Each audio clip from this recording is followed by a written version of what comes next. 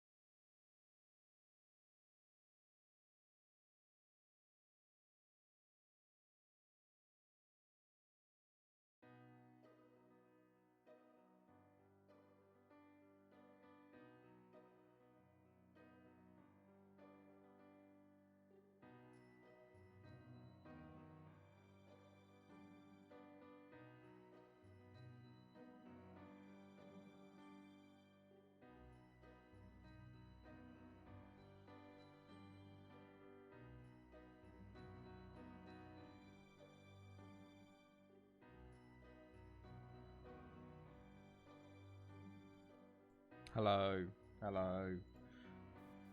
Hello, Ard. Hello, Nizzy. Thank you for the sub.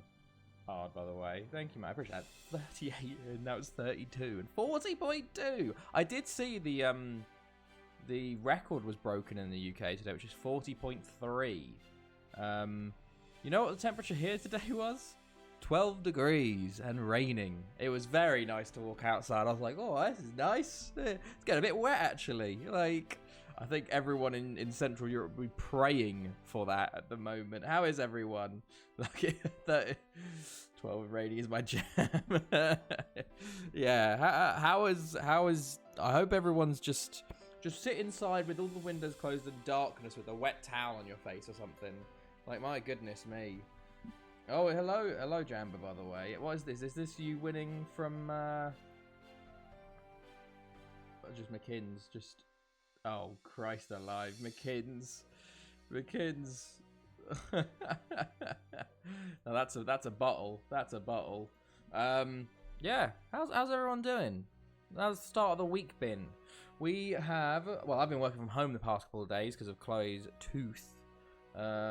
What happened to my nose? It's a scab from a spot, and I've just rubbed it off by accident. I had Ben and Jerry's Netflix and chilled ice cream for dinner. I was that hard. Doesn't sound too bad. So yeah, it's a little bit of blood, but it's fine. I've got tissue here. It's one of those ones that you like, because I always just touch my face and then just scratch it. But yeah, Chloe's been in intense pain with the tooth, and we had to go to the dentist yesterday and today to find out she had dry socket, which is something that can happen after a wisdom tooth where all the sockets are really dry and it causes extreme pain. So I guess it's now wet.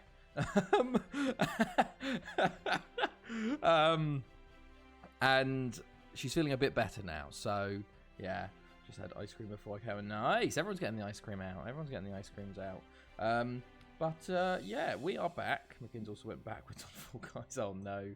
We're back with Barry for the 40th season with them. 40 seasons in.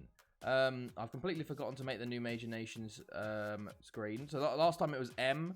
Got to add in, what is it now? It is R. Hold on. I've got the photo here. I've got the photo. I can add it in really quickly. Where is it? I made it like yesterday. Oh, there you go. Look at that. There it is. Oh, only 4 countries compared to the however many there were last time. So Russia, Reunion, Rwanda, and Romania were the clubs that we signed from. First European season, and it was season 4. Let's have a look. Oh yeah, I remember you putting that in the chat. And what a crazy win away as well. 9-2. Well done, man. Well done. Hello, Pen. How's it going, man? How are you? Been a while, fella. How's it going, fella? Oh yeah. Also, lads, news. We've got 2 new emotes because obviously we hit those 50 emotes last time. We got 2. Well, basically. An emote and then a new animated emote, and they're both the same one. It's the spacebar simulator. We got the regular spacebar simulator, and then the shaking spacebar simulator. When we got some intense simulations of the spacebars going on. Yeah, thanks the other side of London to me. Terrifying. What happened? The fires in London. Jesus. Oh yeah, I saw that. That's crazy. That is mental. Oh look at that. See, there you go, Jambo. You got all of the emotes. But yeah, we're back with Barry. Also, oh look at that. So this will be basically when we ever get to a Champions League final, it's just going to be constant just spacebar simulator emotes. But also I've added, I was talking about leading transfers, and you know everyone knows in this save, if I click on the leading transfers, it crashes the game. So I decided, oh my god, it's just all emote spam now, to make my own. So we have a new little source screen here, and it's called the spreadsheet. And this is my spreadsheet that has everything in it. This is my spreadsheet that has literally all information that I have about this save. And as you can see here, on the worst developer cup in Ireland. Oh wow! Oh, Nizzy! Oh my goodness! Thank you, mate. Thank you. 13 months. Damn, man. That's huge. Thank you. I appreciate that a lot. On to year 2. That's mad. EA Sports Cup. Hey.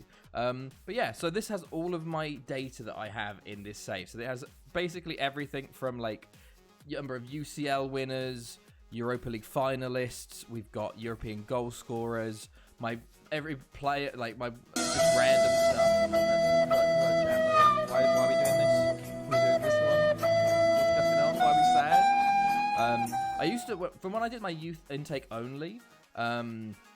How long did it take? To be fair, this has been developing for years, this spreadsheet in total, but the leading transfers only took maybe a few hours to do. I'll join my dad in the swimming pool. No worries, no worries. Mate, I don't know why you're not in there all day. Like, jeez.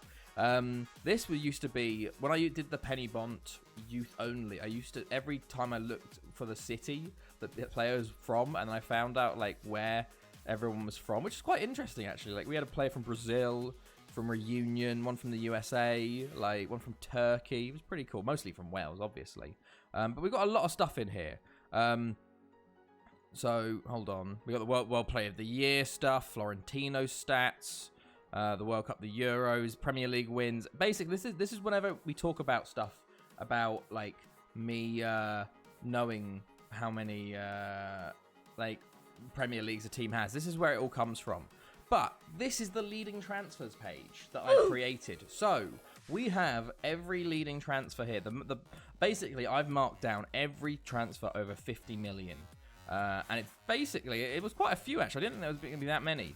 But it ended up being 230 transfers in this save. In 264 years. So not nearly one a season. And basically we have the name of the player, the club that sold him, the club that bought him, the price, the year, his nationality, the selling club's league, and the buying club's league. And then also, as you can see here, we have like the countries, so how many players from Germany were sold and for what value. And then the club stats themselves. You could pass your PhD. I wish I could because I'm passionate about this. Each club's like the players they bought, the players they sold that were over 50 million, the buy value and the sell value, and then the net. So there's some very interesting things here. Obviously, we're currently set it up. It took about a few hours, Jambo. This is the highest ever sale, which was Karl-Heinz Klaus for 83 million in 2185. Also, basically the top 4 are all me. Klaus Lamek from Haverford West to Penny Bont, 80 million. We had another 80 million, a 79. Oh, actually, Steph Mertens wasn't me. Steph Mertens wasn't me. Did I start? Wait, 2166. Steph Mertens was me. 2166. Was I even manager in 2166? Let me check. Hold on. We're doing a bit of. This is really spreadsheet manager now. Like we're not even playing FM anymore. Hold on. I need to see whether I actually, because I don't remember Steph Mertens. There's a few players I remember on this, and then other players I have no recollection of you whatsoever. Hold on. Was I manager of 2166? I was manager. Okay, never mind. I was manager of them. Richard Morris is the biggest AI transfer, which was Arsenal to Northampton in 2051 for 76 million, which is kind of crazy. But as you can see, there's all the ones that are highlighted are from my club when I was managing. I forget players like a year after I sell them.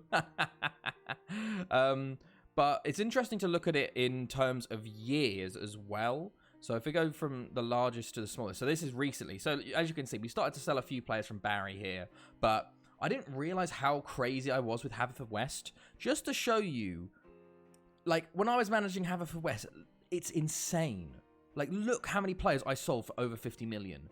It was 85 in total I sold at Haverfordwest. Haverfordwest I went mad with. I think I just signed as many players as possible, and I was just selling players for insane amounts, for genuinely insane amounts. Like, and it's really interesting looking at like certain clubs. Like this season here, this season 22-35, Port Talbot spent over 150 million on 3 of my players.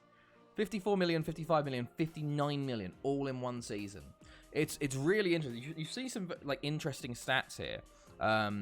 It was interesting to see like the times between, and then you sort of have this sort of like quiet period normally. Like here is when I left Port Talbot to go to Penny Bont. Penny Bont I didn't really sell that many. Port Talbot I did quite a lot of selling with Port Talbot. Aston Villa I didn't actually get that many off. Hello, Dark God. This is the leading transfers page. This is the leading transfer page. We've got how all of the transfers over 50 million. Basically, yeah, my addict spreadsheet. It was really interesting though. There's a player here. There's 2 players on here that came up twice, and I need to find them. There's one player that's hilarious. I just want to find him. Where is he? Pelliacini, by the way, San Marinese player, sold for 55 million in Wales. This guy, Ronachai Conchanasso. This guy is crazy. He came from Arsenal's youth academy. He was English/Thailand. When they were owned by a Thailand owner. It was really annoying he didn't represent them. He represented England. But, so, in 2155, he left Aberystwyth for Port Talbot for 61 million. But then you see up here, he's on there again, leaving Aberystwyth for Port Talbot for 61 million. And you go, oh, surely that's a glitch. No, that's not a glitch. They sold him for 61 million, bought him back in those 5 years, and then sold him off again to Port Talbot again for 61 million. I can't believe it. It's madness. I don't even know if he's still in the save. He is in the save. I can't really show the actual stats of him, but like it's crazy. It was so fun when I found that. No more leading transfer cash. Exactly, yeah. And then you can see like all of the countries with the most value. I think the country was the most was Italy or Italy or Germany. Italy with 35 players. Germany had 34. The most was Italy's, like with 1.9 billion worth of transfers. And then the clubs are hilarious, by the way. Some of the clubs is mad. Like even with Penny Bont, I sold that many players. They bought so many players over 50 million since I've left them. They're actually in a net negative. Lyon are hilarious. Lyon have spent 23 players over 50 million. Sold 1. So they're at 1 billion in the negative. Meanwhile, Haverfordwest have never bought a player over 50 million. But because I was there, they sold 85. So have made 4.7 billion. Yeah, it's weird. You see some weird, like, there's some, it's hilarious. You can really tell when certain tycoons come through. Because you see, like, Leon, here's Leon's tycoon. And then Leon have a similar transfer stats. Then you see, like, Numancia here. Las Palmas, like, they're buying a load of players around me. Mallorca bought a player for 50 million off of me. There's more Las Palmas. This is when they had their tycoon. So you can kind of see some trends in here.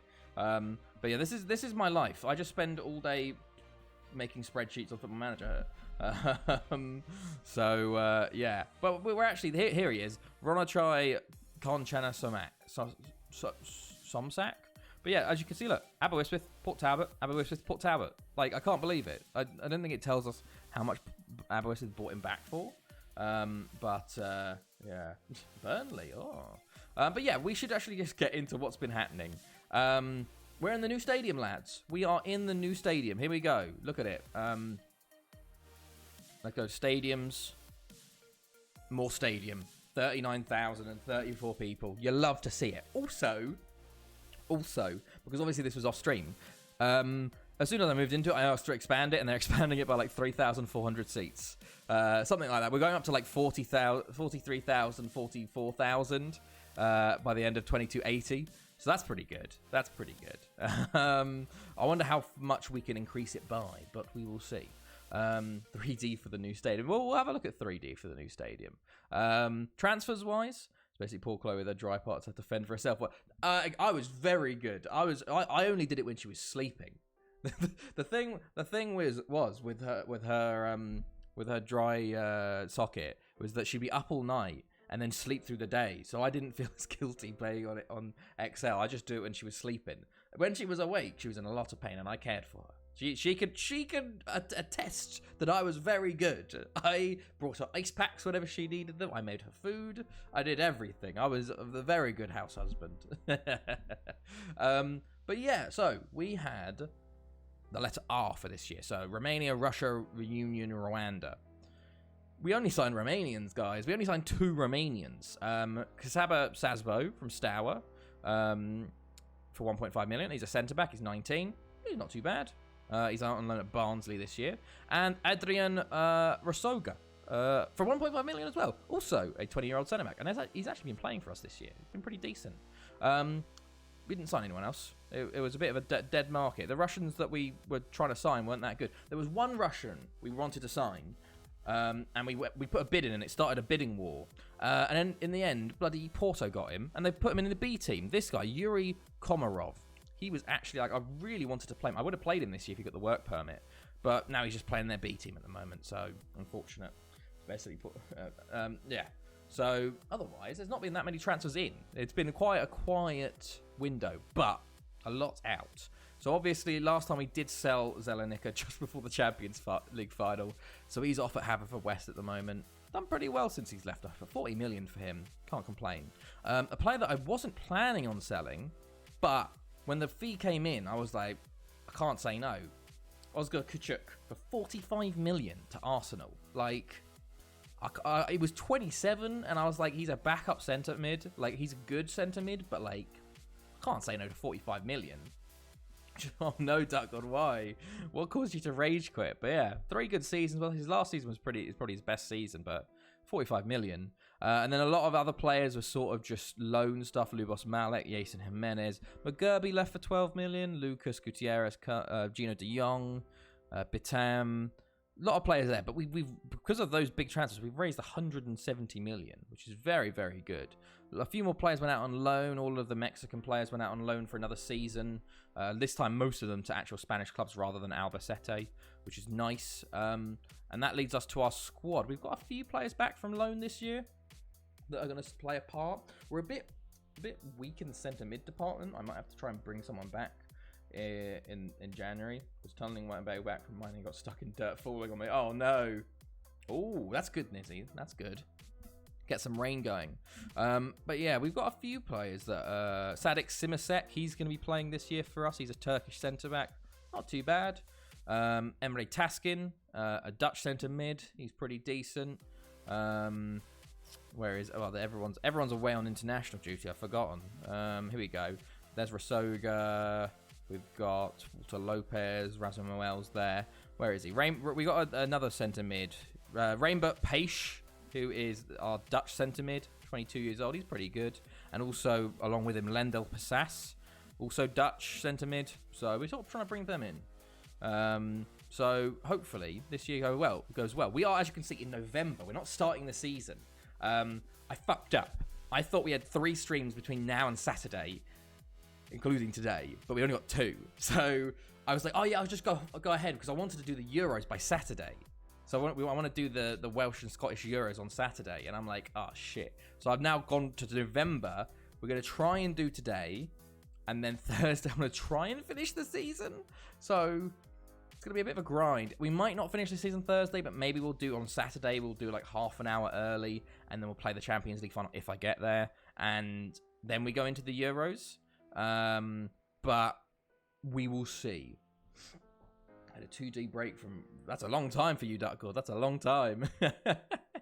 Not too bad. Lots of rain and thunder. Just like, okay. That'll be nice. I love a good thunderstorm, just to listen to it. But yeah, that is the plan with that. So, obviously, we're in November. We've gone quite a long way in.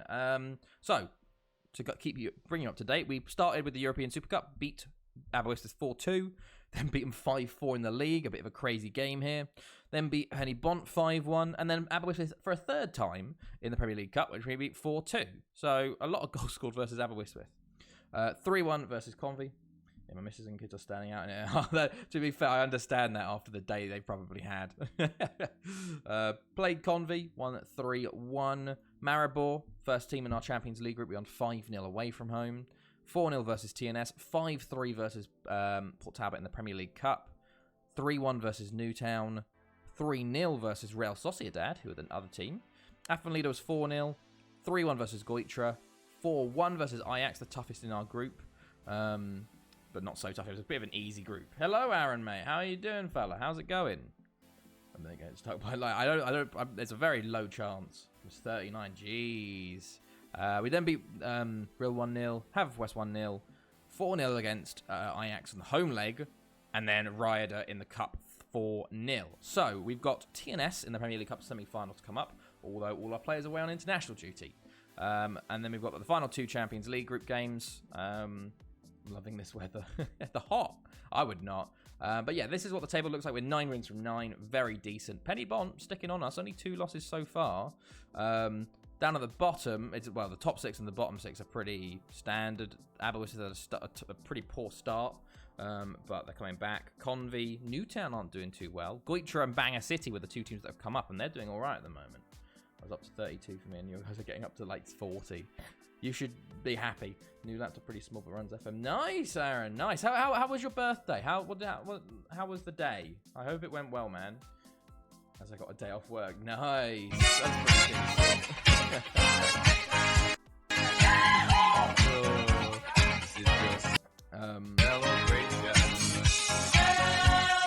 God. Yeah. So, this is the league. We'll go through the other leagues. Ligue 1, after Monaco winning it, Lyon are on top with PSG and Angers and Monaco. 4-horse race at the moment. Could we see an end to this Angers dominance? Who knows? The Serie A is Siena looking to take a very, very high lead at the moment. Winners Milan are in 3rd, and 2 years ago, Lanciano might get relegated, hilariously, who won the league 2 years ago. Sister came over for lunch, but other sister and brother forgot to wish me. Oh, that's a shame, Aaron. Well, at least you had all of us saying it. We all were saying it.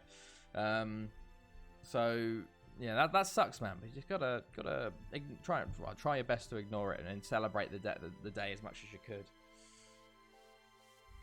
I got 5-star Montserrat. That's awesome. I think so. We've now got a thunderstorm warning for tomorrow. Jesus, all the warnings. La Liga, Real Betis are on top with Sociedad, Espanyol, and Villarreal all in following, and Valencia. They're in the relegation zone. Have their funding pulled, maybe? They've sacked their manager. Could we see 2 league winners from 2 years ago both relegate in the same season? That'd be something. Gotta return the favour. Yeah, exactly. Revenge. German First Division. Bayern on top by a long way. They are just smashing it as per usual. We were with you in spirit when you drank that preservative free one. Exactly. And the Premier League. I haven't checked this, actually. Ipswich and Arsenal on top, and Newcastle are in 15th. My goodness me. The Premier, all these, could this be the end of the Newcastle dominance? They're only 2 points off the relegation zone. Oh my goodness. And yeah, Uncivil, Stockport have not made the best of starts, I would say. Yikes, where are Man U? Oh, baby hair, mate. I'll show you where they are. Chelsea are in 7th at the moment, to be fair. So they're not doing too bad. Swansea up in 3rd. Stockport, to be fair, we're only 10 games in. We're only 10 games. We're not even a third of the way through. It's a long season. I've seen clubs come from 20th all the way to mid-table and from mid-table down to the bottom. But yeah, Championship, Whitehawk Watch, they're on 4th. They were top for a while, but they're doing much better this year. Gosport, meanwhile, not doing so well. And if you want to look at Man United, they are in 15th in League One. So they are really not doing well this year. This is their 3rd season in a row in League One. So only 3 points off the relegation zone. Can you imagine if we see Man United go down to... They've never gone down to League Two. This is the lowest they've ever gone. So that would be something. But I think we might have seen an end to the Newcastle dominance, lads. It could be the end for them, which will be very interesting to see. I'm sorry, I just saw that Hull have conceded 27 in 10 games. My God. My God, Hull. What's going on, lads? Look at the... Jesus. Just ended a 10-game winless run with 6 draws. Oh, my God. But yeah, that is the leagues. Also, we're here in the 12th of November. I'm here because we are here for the end of the European qualifying rounds. And to show you what's been going on, it's very interesting, actually. We're going to see some interesting stuff going on. We're in for the final few rounds. Obviously, we've got the final 4 teams in March. But as things stand at the moment, it's a bit very interesting. Turkey are on top of Group A with 28 wins out of 8, 24 points. Ireland are second, only 1 loss to Turkey so far, and they're to play them at home. They've got 1 game against them, so could we see Ireland top the group? Denmark, not going to beat the Euros, at least for now. They're 3rd in their group. Spain top their group, but Switzerland only 3 points behind. Slovakia only 2 games behind them as well. Norway currently sit top of Group C, but Ukraine do have a game in hand on them. France are qualified, I think, from their one. They're already top of theirs. Austria probably won't be making it. The Netherlands top their group, but Israel are second, and Belgium nowhere near. Nowhere near. 3 losses. They lost the Netherlands twice and Israel once, and drawn with Israel. So Belgium, they missed the World Cup, and they're going to miss the Euros. So they're really not doing well. Because I played a new tactic and it backfired. Oh, no. Germany, top of their group, 6 wins of 6. Quite easy for them. Russia, also top of their group with Croatia in second. Poland are currently top of their group over Italy, who have a game in hand. But still with the game in hand one, Poland is still top, and Serbia there as well. Portugal, top of their group, and England, top of their group. So we've got the final few games here from the 12th to the 17th, and then the playoffs for the last 14th. But some very interesting scenes in the European sort of playoffs. We could see a Euros without Italy or Belgium. Well, we won't have Belgium for sure, but very interesting. 15 days, 22 hours. 1 year, 1 month. Nice. Nice start. Now, because the plan is to get the Euros on Saturday, this Saturday coming up. So we're doing a really quick week. It's Scotland and Wales. I have no idea what badge to do.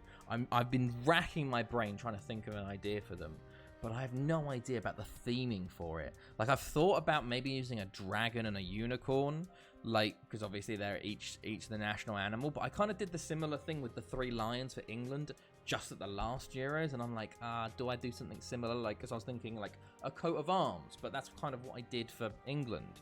So it's an interesting one. I don't know if anyone has ideas about how can I theme Wales and Scotland into a Euros, but yeah, it's very... But Sir Agra scoring for Finland. Who saw that? Who saw it dropping down? Sir Agra's got a goal for Finland as they beat Lithuania 3-2 there. My goodness me. But yeah, I need to think and create a badge for a Scotland-Wales World Cup. Also, I've 2290. That's going to be a China World Cup. So that'll be a... we had China once. I have to think of a new World Cup logo for China again. Yeah, very interesting. Okay, we're continuing through. We've got TNS in the Premier League Cup, which is annoying because we might lose to them, honestly, because we've got a completely depleted team due to these qualifiers. But we will see. We will see. I wanted to see, guys, what the China should be. That's no Duck God, no, not Duck God, Jambo. Sorry, it makes you two up sometimes. No, I don't want to bring. This is the alternative set, like future with no COVID. I don't want to bring that stuff into it. Last time we did it, it was like, well, we've got it here. Hold on, where is it? World Cup Euro badges. China was one of the first ones we did. China was the third World Cup. Look, there it is. It's got the dragons, the Dragon Ball. I think the symbol for world behind them. I quite like that one. No, what rats? Why rats? For China or for Scotland, Wales. Okay, so we have one day of this. Georgia, Norway beat Ukraine. Oh my God, Swansea is celebrating. I think with that Norway have qualified. I think Norway have qualified for the Euros with that. First World Cup design was a freebie. It was. Well, we got Russia as in the 2282 World Cup, so I actually have to design one now. Germany beat Hungary 4-3. Finland beat Lithuania, and Italy beat Serbia. So Italy do have a chance at the final game, although they've both played each other. So as long as Poland win, they've qualified. It's very interesting. But Norway, I think with that, Norway have qualified for the World Cup. Yes, Norway have, France have, Netherlands have, Germany have, and Russia and Portugal already have. Have Scotland won anything? Scotland have won nothing in this save, along with Wales. But neither of them have won anything. Wales have got closer. Wales have got a third in a World Cup and a second in the Euros. Scotland, maybe a quarterfinal, maybe a semi-final once in one of them. But Scotland haven't been that good. On follows. Oh yeah, Andy Henry retired from the national team. So he's not going to be for Scotland this year. So you'd think he'd stay around for. He's only 30. Not yet, Aaron. I haven't updated the teams just yet for that. But here we go. Let's see what happens with all these last few games here. I missed that. Germany. Well, at least Germany will be at the Euros. They have officially qualified. But yeah, we've got these final few days to see it, and then we'll start playing. We'll actually get into a game or not. But yeah, I need to think of some themes for Scotland and Wales. Like I don't even know. I was thinking of just one doing like hating England, but I don't know. Like just an England flag with a big X out through it. I think someone won the Golden Ball as an 18-year-old first season. That's pretty decent then. That's pretty decent. Wales, hilariously, they've got. I actually do have Sean Curtis available because I pulled him from the squad because they're only playing friendlies because obviously they've already qualified, so they don't need to. It's going to be very interesting Euros though because obviously the first seeds screw things up because Scotland and Wales will both be first seeds. So you'll have some really big teams in pot twos. So we could have some real big groups of death. It's going to be very interesting to see. But, okay, let us see what's going on here. Where's the qualifiers? Come on. Where was the qualifiers? It gave me the thing saying, like, not international roundup. There we go. Qualifying roundup. So Azerbaijan win. Denmark beat Ireland. Oh, that is huge. That is huge for Ireland. Turkey qualifying Ireland. Oh, that could honestly see them out of the Euros. All they had to do was beat them. And it was a home game as well for Ireland. Oh, and now they've got Turkey last as well. Ireland honestly might have fumbled it here. France win, Bulgaria win, Czech Republic win, Russia win. Okay.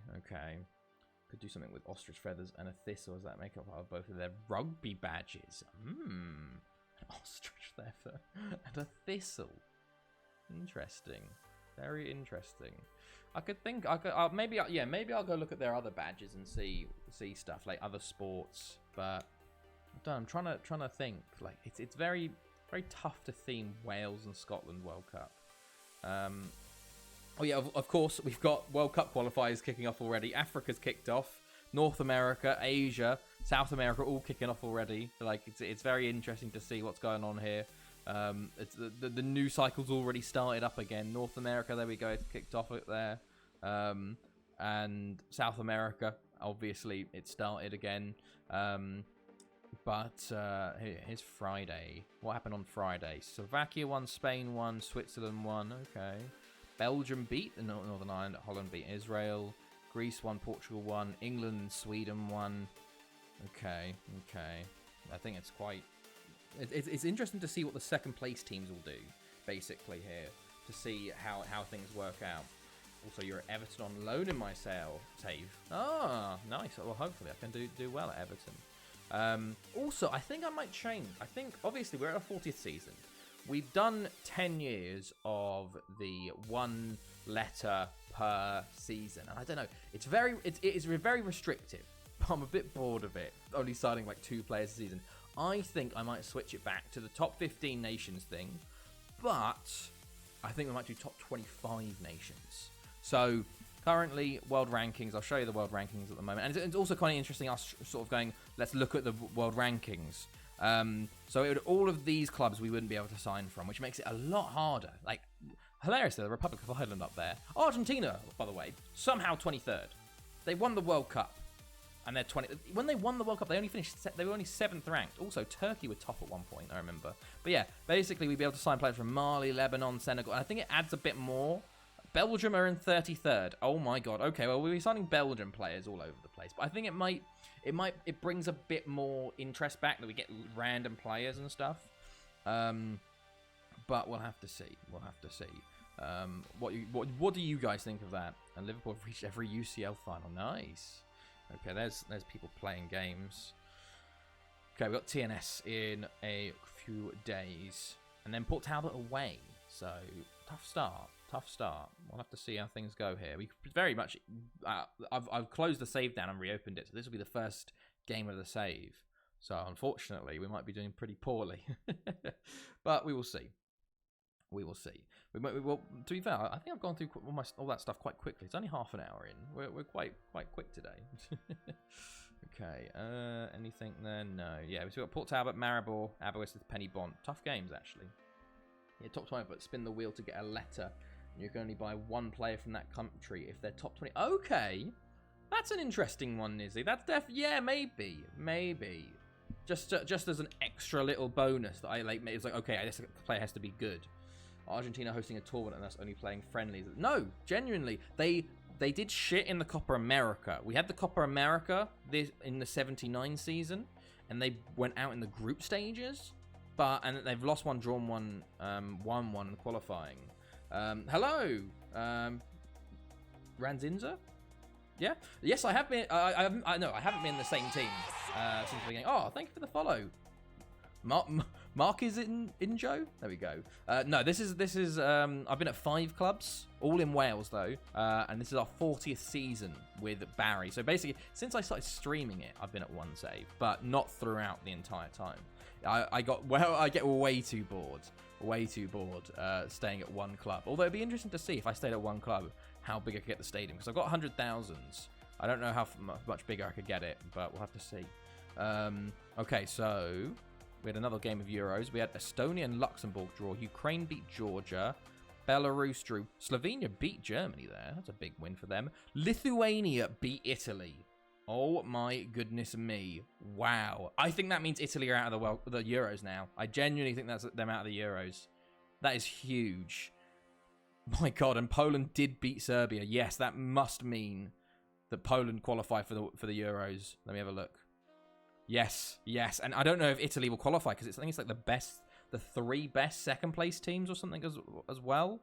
My goodness me, we've got another day of games, 1 final day, and then we'll find actually who's qualified for the Euros.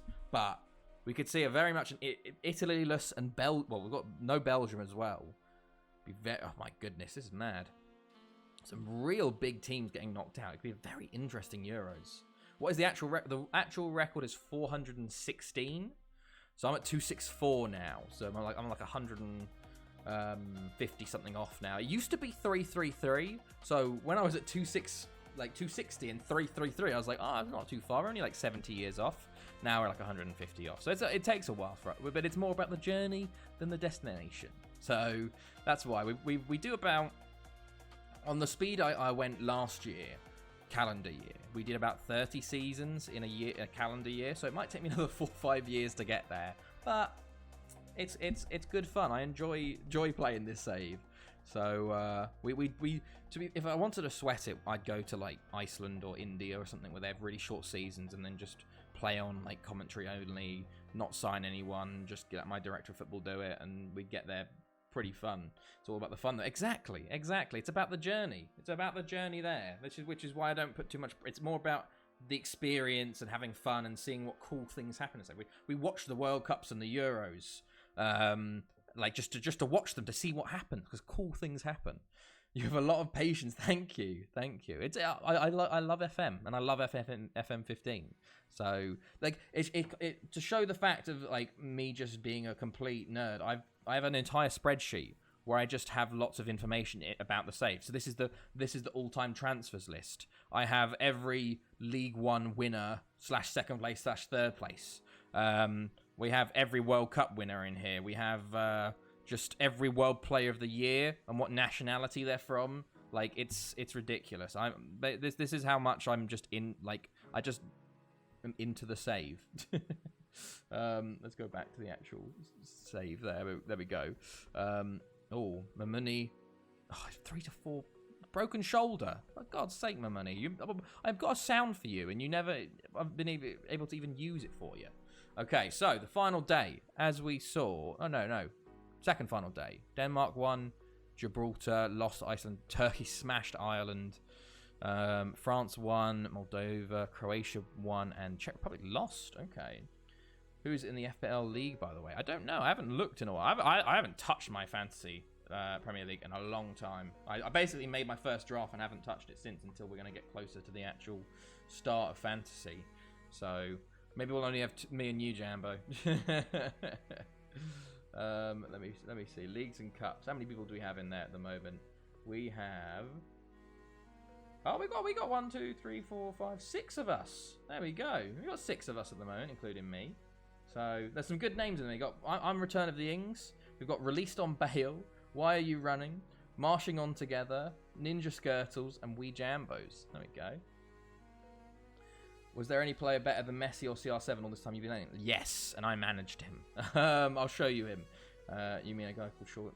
Yeah, we got. I don't want to say their real names out on stream just in case they don't want their names actually said. But yeah, we got a few of them. I'll show you the guy. I've actually got an entire spreadsheet dedicated to him. Yes, he came through my youth intake. He won 14 Ballon d'Ors. Basically, I wanted him to break Pele's record for scoring. And here he is. There we go. He basically 176 games for Spain, 93 goals.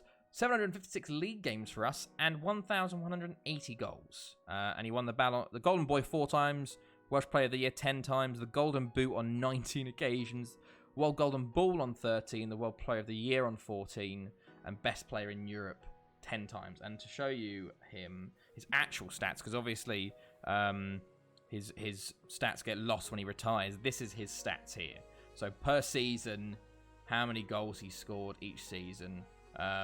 And at the total, at the end, he had 1,317 appearances, 2,032 goals, and 378 assists. And as you can see, he had a season where he scored 65 goals in 34 league games, 32 goals in Europe. He scored 112 in 56 games, which is 2 goals a game average.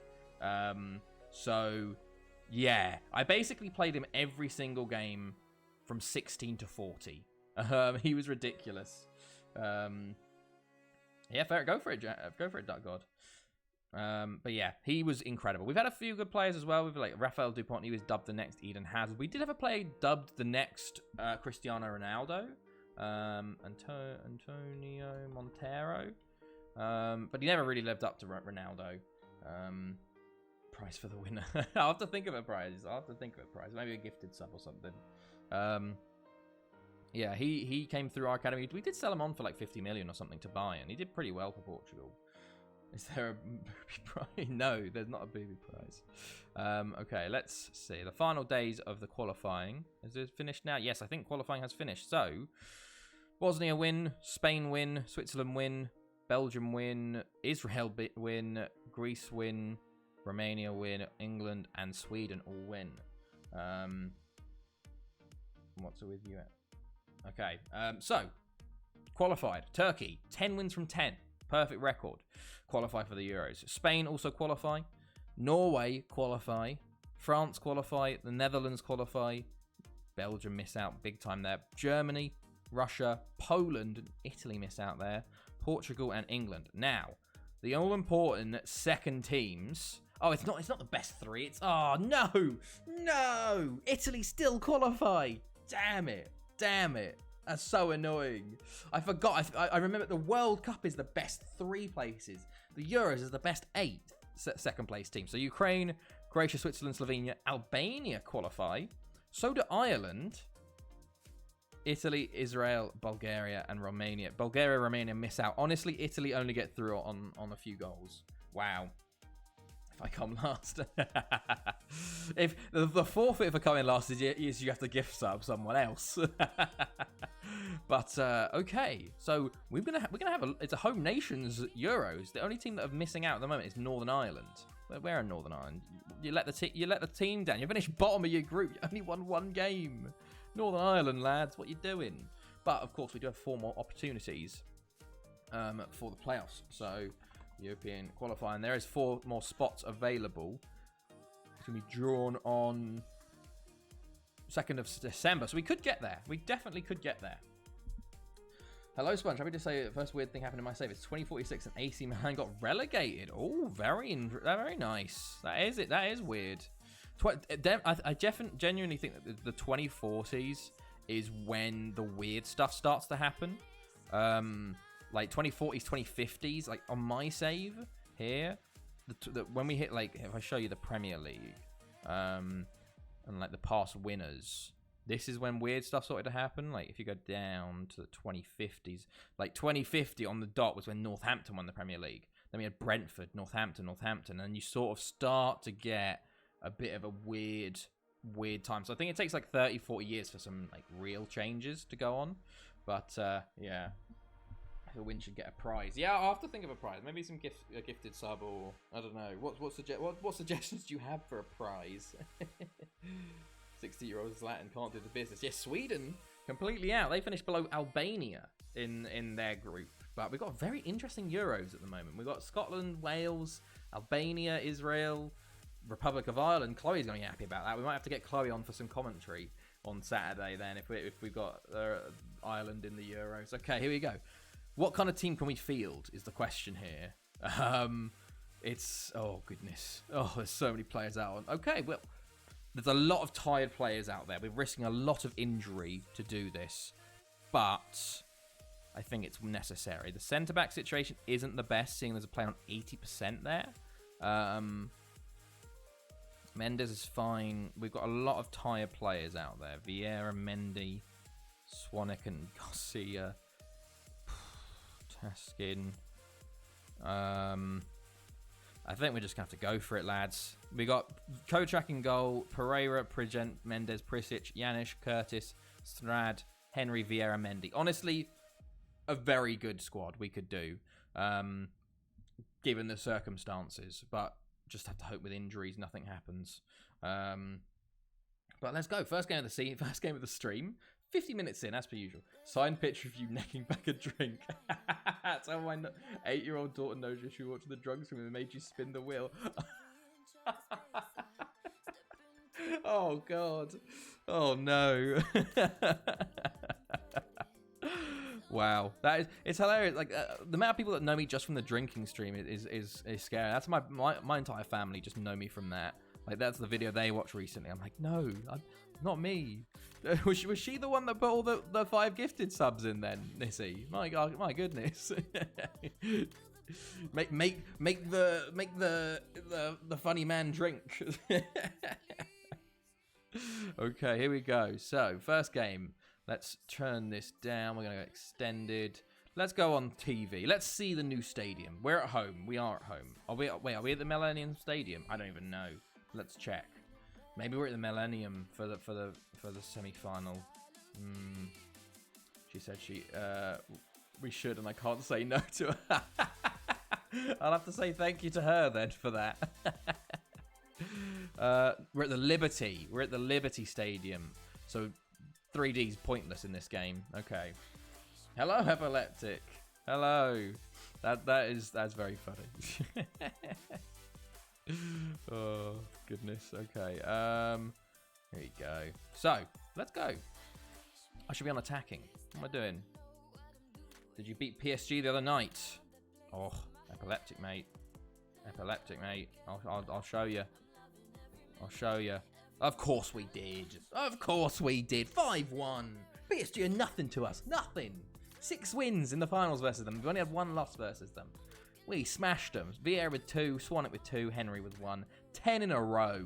10 Champions Leagues in a row. And we've moved into the new stadium. We're having a great time. How are you, man? How's it going? Vieira and Henry. We're creating the old Arsenal team. I've never actually thought about that, to be honest. So it's just the like a potential Arsenal team there. Sounds like a right partnership. Henry's hilariously not actually probably our 4th best striker, I'd say. Yeah, you got a Toure. Unfortunately, not. No Toure. No Toure. Have we had a Toure? We've definitely had a Toure at some point. Okay, corner to TNS. Jesus, nearly a goal from one of a former player of ours. Couldn't pronounce his name, but half an hour in, it's been very poor. It seems like a common. It is quite a common name, I think, in FM especially. Yes, Mendy, Strad. It's a poor ball. What are you? See, this is his first start of the season. He doesn't play, and that's probably why he doesn't play, because of stuff like that. I much like to have Toure than Bergkamp. Yeah, you said Pisa and Rice played Terry. He got a 7.11. Look, don't. He missed a chance for them. I remember him missing a chance. He normally didn't score, and that's him playing terribly. Vieira, just over the bar. Just over the bar. Okay, come on, lads. Morris goes long. Oh, Pereira wins it back there nicely, though. Pereira, Curtis. It's interesting, actually. Our main front 3, which is Vieira, Swanwick, and Mendy, are all players that have switched nationality since we signed them. Swanwick we signed when he was from Trinidad and Tobago, switched to England. Vieira we signed when he was Belgian, and he switched to France. And Mendy, what was Mendy? I don't know what his second nationality is, but he switched to France as well. Trying to think if there's any Swedes in the Prem at the moment. Victor Lindelof is Swedish in the Prem. Emil Kraft at Newcastle is also Swedish. We've got Kulusevski. He's probably the biggest one at the moment. We lost, which is ultimately, which is what matters. Yeah, exactly. What is this, Jambo? Is this out of context? Me? No, out of context. FM. That's a good name. That's a good name. I kind of keep a bit more tabs on the Swedish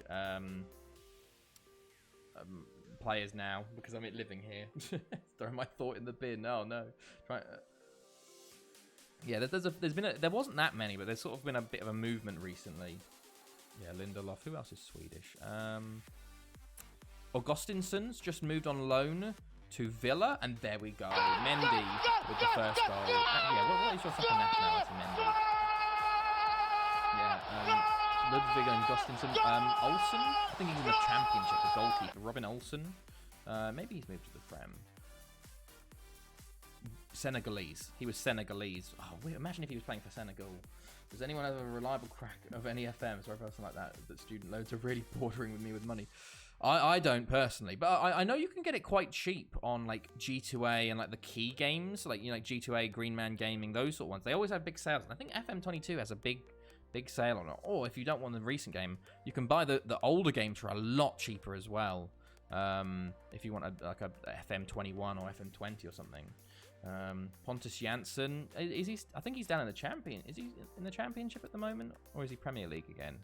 Mendy, go on, lad. Strad, Janish, Henry, play it into Prisic, lovely. Prisic fouled for the penalty. Who will take? I think it should be Janish. Yes, and it is Janish stepping up to take. We've been on top. This would be a very nice 2 goals in 2 minutes. Would be very nice here. I didn't even notice Mendy had scored in the 41st. And now it's the 42nd. Well, it will be 43rd. And it will be 43rd. Love to see it. Love to see it. Janish with a second. One thing. We broke our record for the quickest goal in a game. I need to find it, actually. Once we finish this game, I'll find it. Have TNS had the Smorey treatment? They have not. TNS have not. TNS were the original big bad in this save. Like, they were the initial dominant team. Hilariously. So they've sort of been really shafted by this because they used to be like, oh yeah, we're so good, and now they're like, oh, we've got like 6 teams better than us. They are one of the only 2 AI teams to build their own stadium though, They play in the TNS Stadium, which is pretty cool. Aberystwyth have also made their own stadium, which is called, I think it was the Mertens Arena, after one of their legendary players. But eventually I might manage them. Eventually. Maybe we'll eventually go back to bring them to their former glory before I arrived in the league. Waldron to Neil. Henry's off the pitch. We're down to 10 men. I didn't even notice. I knew he was injured. Oh my god. What kind of defending is going on here? What kind of defending is going on here? Kochak saves it. My god. Jesus. Hadzic. Back to Rees. They do have a lot of former players, though. Neil. TNS have actually also got to a Champions League semi-final, hilariously. So have Bangor City. Which is very odd. Saying Aberystwyth so quickly to try and avoid people noticing you fucked saying it, but we noticed. What? How do you even say it? Aberystwyth? Like, I thought Aberystwyth was how you said it. I thought that's how you say it. I did learn it back in the day when I had to pronounce them all the time, but I've just I guess I've just got stuck in this way of saying it. Like, to be fair, I think Afan Lido. I say Afan Lido. I had a Welsh person, my housemate, say it's actually Avan Lido. So I've been saying it wrong the whole time, but I just sort of I think it's wrist, not Wistwith. Aberystwyth. Ah, Aberystwyth. That's probably right. That's probably right. White. I can just say I've got a bit of a lisp, and it only occurs on Aberystwyth. Now let them be the last Welsh club you manage and get them relegated. Really stick the knife in. Really stick the knife in. Remember when Ajax forgot to register Harler? Yeah, that was. I think they didn't have time to or something, didn't they? Aberystwyth is speech impediment territory. Aberystwyth then. Aberystwyth. Okay, I'll try and keep that in mind. But okay, we got very tired boys out there. Bring on Garcia. Bring on Antunes. He can play. He's been training to play centre back. To be fair, so okay. He's got testicular cancer. It only just came out. He's only just moved to Dortmund. Like, what terrible timing for him. Really, really awful. Okay. So, 2-0 with 20 minutes to go. Let's not concede, lads. Agnew's through on goal. Kochak, he's taken it way too close to the byline there. Thank goodness. He's done that both chances he's had. But thankfully, we've gotten away with it there. Okay, they've got on a couple subs as well. They brought another striker on and another right back. So, let's mark them up. Okay, there we go. Garcia, Yanish. To Garcia. Oh, I was about to say, if that goes in, my goodness me. Okay. 10 minutes to go. No injuries, please. That's all I'm asking. That's all I'm asking for, lads. Okay. Yep. Thank you. Thank you. Get me out of here. Get me out of here. Get me to the final. Get me to the final. Yes. Get in, lads. Lovely game for us, honestly. A depleted and very tired squad. Thankfully, is done. I realised that. You know, we had like 42, 38 viewers and stuff on Saturday. What I realised, it was TwitchCon. So all like Work the Space, Lelujo, all the other FM streamers, they were in the Netherlands. That's why the viewership was so high, because there was all these people that are going, oh, I've got nothing to watch on Saturday. All my usual streamers are gone. So I was scratching my head as to why we had so many viewers. Apparently, testicular makes you wonder about the intensity of pre-signing medicals. Yeah, he was training and suddenly felt ill and had pain. Went to the doctor saying, "Wow, that is crazy." Out of no, it's so like scary that can just sort of happen out of nowhere. Like, my goodness. But 2-0 win, and we're into the Premier League Cup final, which is nice. And I kind of want to. Oh god, I'll leave it a day and then rest everyone again for the next game. Okay. Oh, Mauritania winning the African first qualifying round. You'd love to see it. Oh, Rwanda go out though to Ethiopia. There was no good Rwandans or reunions players. How many views did you have on Saturday? Hold on. I can find the stats of my last stream. Here we go. Stream summary. We had that's today. Yeah, 27 average, which was up 17 from the last stream. We had 42 maximum, which was up 24. And we had like 405 live views, which is up from 275. And like 261 unique viewers, up 160. So we like doubled or over doubled over like what we normally stream at. And I was really confused. I was like, where's all these people coming from? Because like there wasn't really like a trigger for it. Because normally when you get a big jump in viewers, there's normally some sort of trigger for it. Like someone raiding, there like a post that goes viral, like my Reddit post or something happens. And the trigger obviously for that was everyone else was at TwitchCon. So I was one of the only actual streamers streaming Saturday, which is why it went so high. But yeah, 27 average was a bit crazy. We were up at like got to 42, which was a bit mental for us when we're not getting raided. Because we sit from like, I think our average is about 10 to 25, I'd say. 25 on good time, maybe 10 to 20. Yeah, no, it was cool. It was cool. It was a good stream, good fun, especially when we won the Champions League. So hopefully some new people found us and we're like, hey, wanna? I'll keep watching. Okay, Port Talbot up next. We're not going to be able to see our new stadium until Maribor, it seems, in the Champions League. But then we'll play on 3D for that game. But let's us go. Yeah, I'll have to memorize their names. It was good. New people were decent. No dicks. Yeah, exactly, Nizzy. We've done very well in. Oh, Vavavoom has gone to Stockport. He's gone back to Stockport, I think. He was managing them before. See if they pop back up. But yeah, no, exactly. There's a lot of names, and you have to try and keep on top. No, he managed Gosport. He managed Gosport, not Stockport. But Vavavoom, he's going around everyone.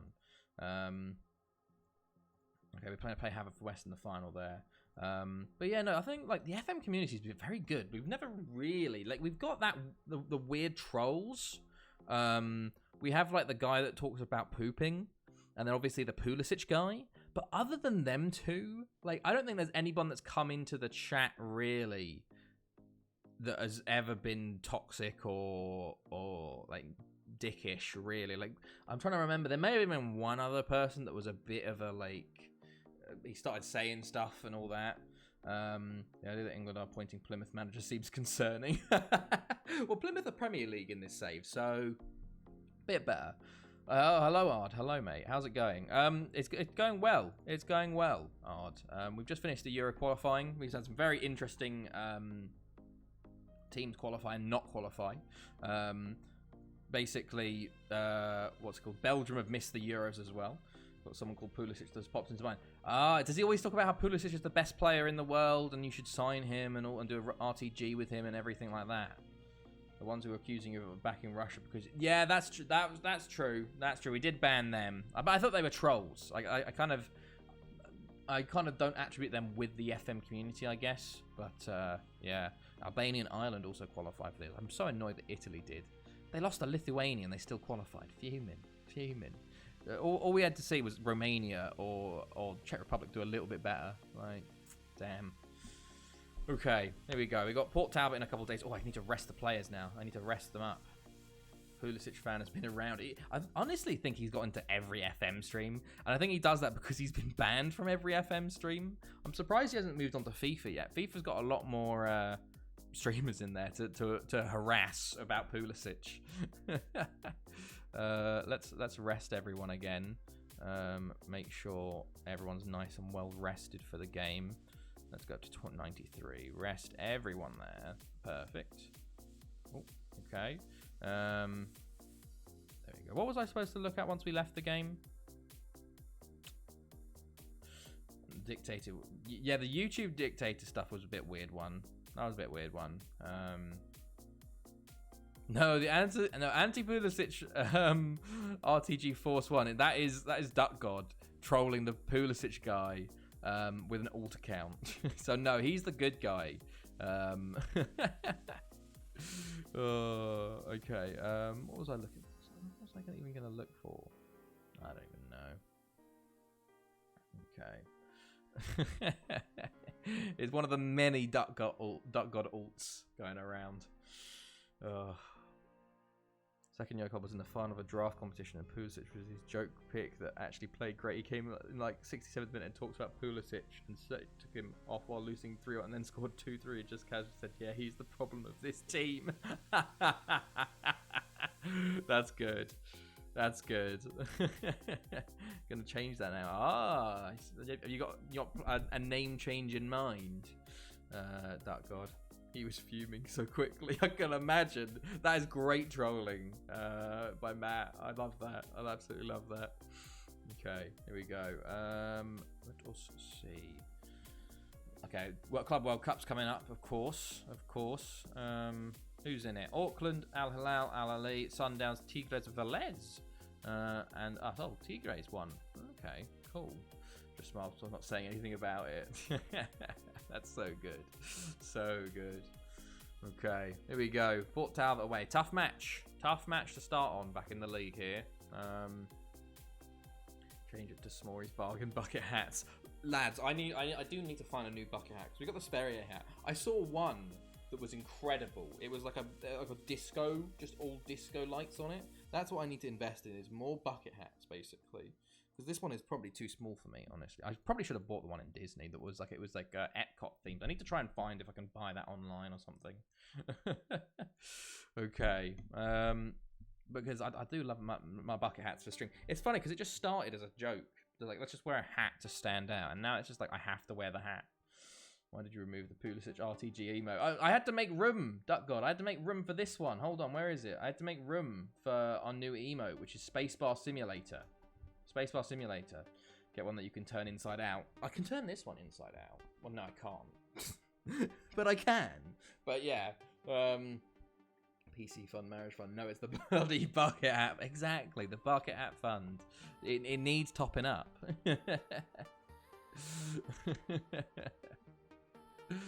Mauricio, hello. Hello. Hi from Mexico. Ah, nice, man. We recently just signed a bunch of Mexican players to our team, actually. They're all out on loan at the moment, getting a Spanish second nationality, so they don't have a work permit for us.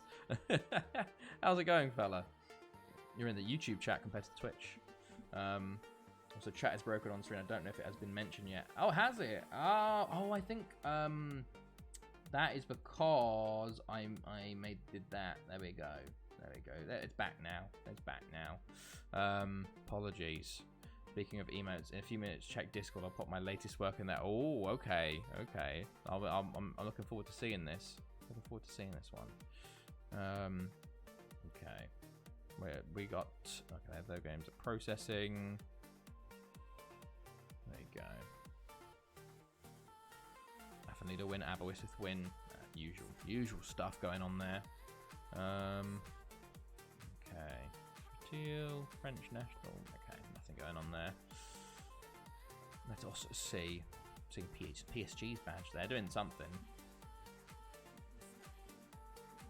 Okay. Chelsea are shit and will always be. Thank you, Jambo. Thank you, Jambo on YouTube, mate. What? It's just leave it. Just leave it.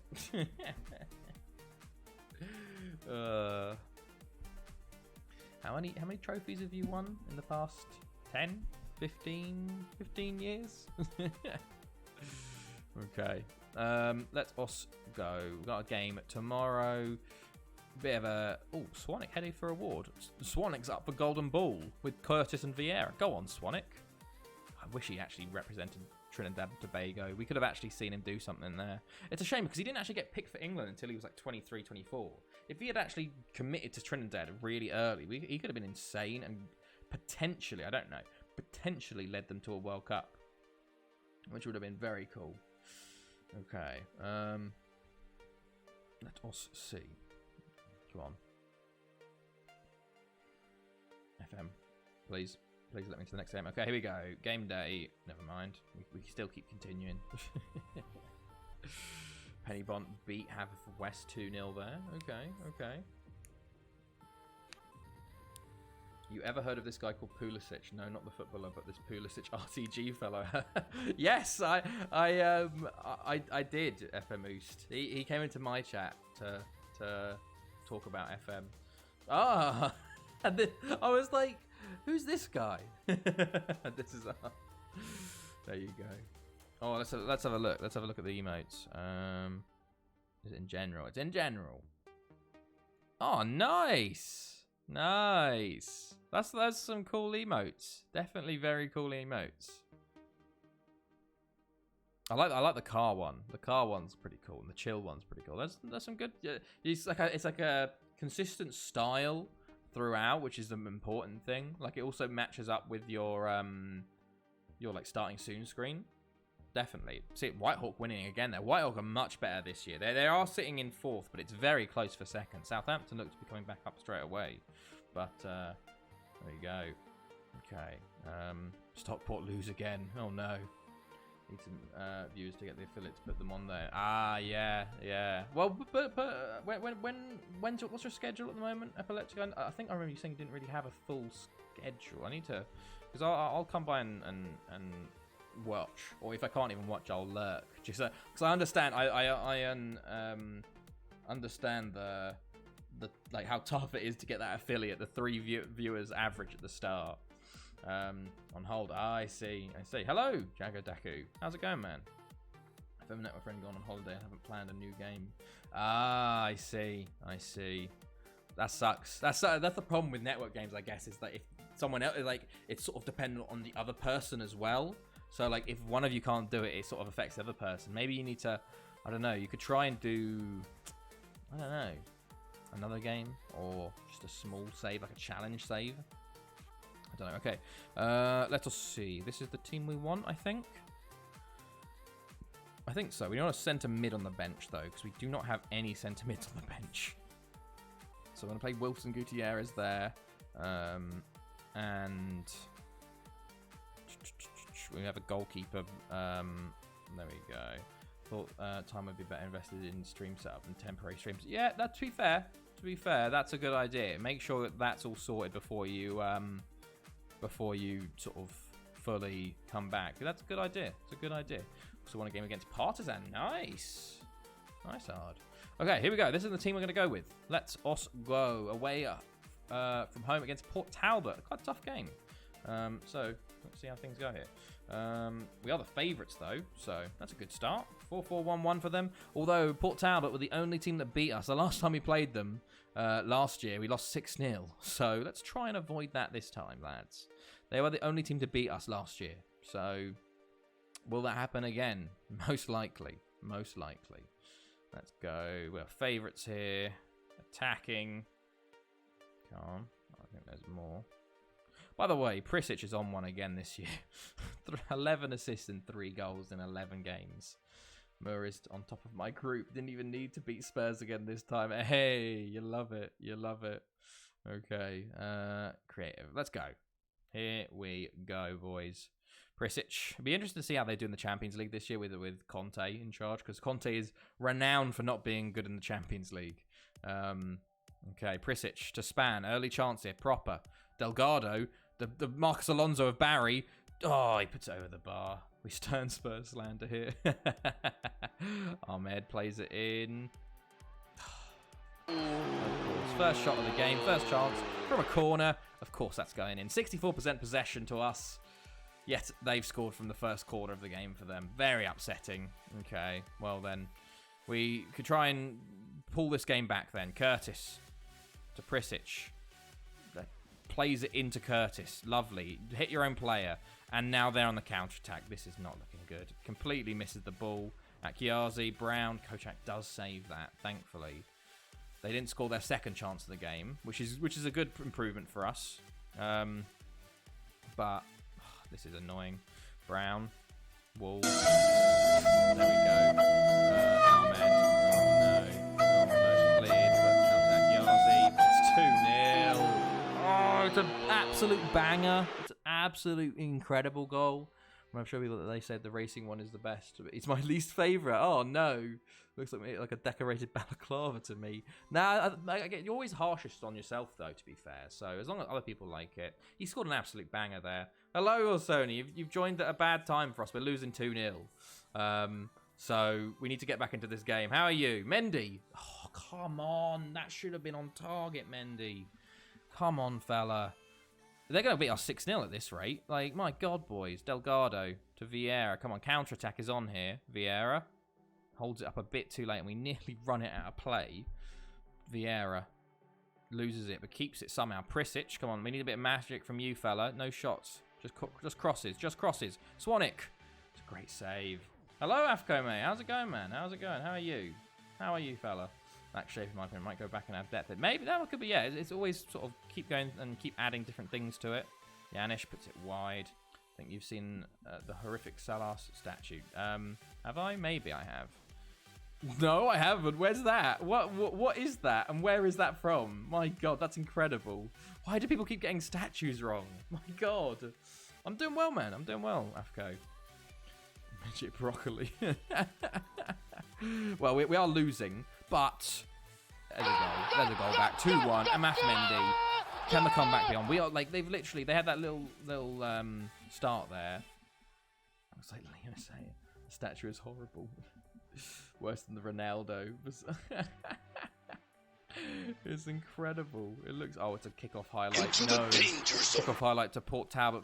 Don't do this to us. We've just got back into the game, boys. We've just got back into the game. Oh, Prigent clears, but it's straight back to him. Yanis clears. Lovely. Counter.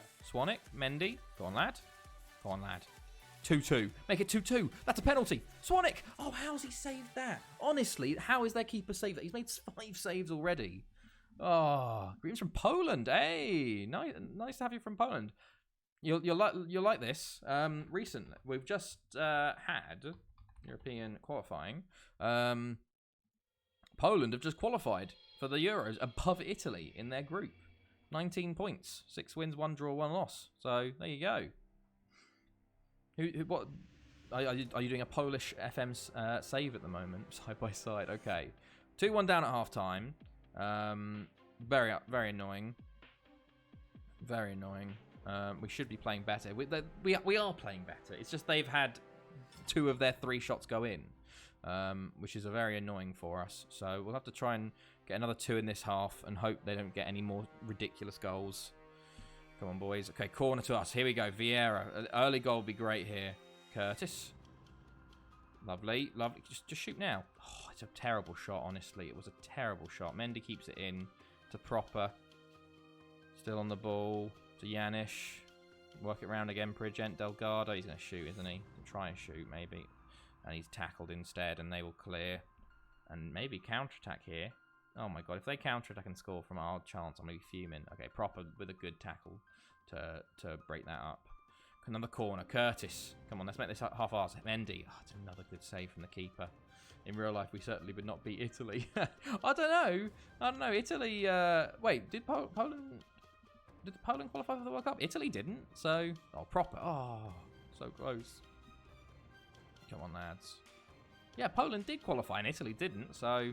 I don't know. You could do. Proper. Go on, lad. Delgado. All us so far, but still 2-1 down. Yanis. Delgado.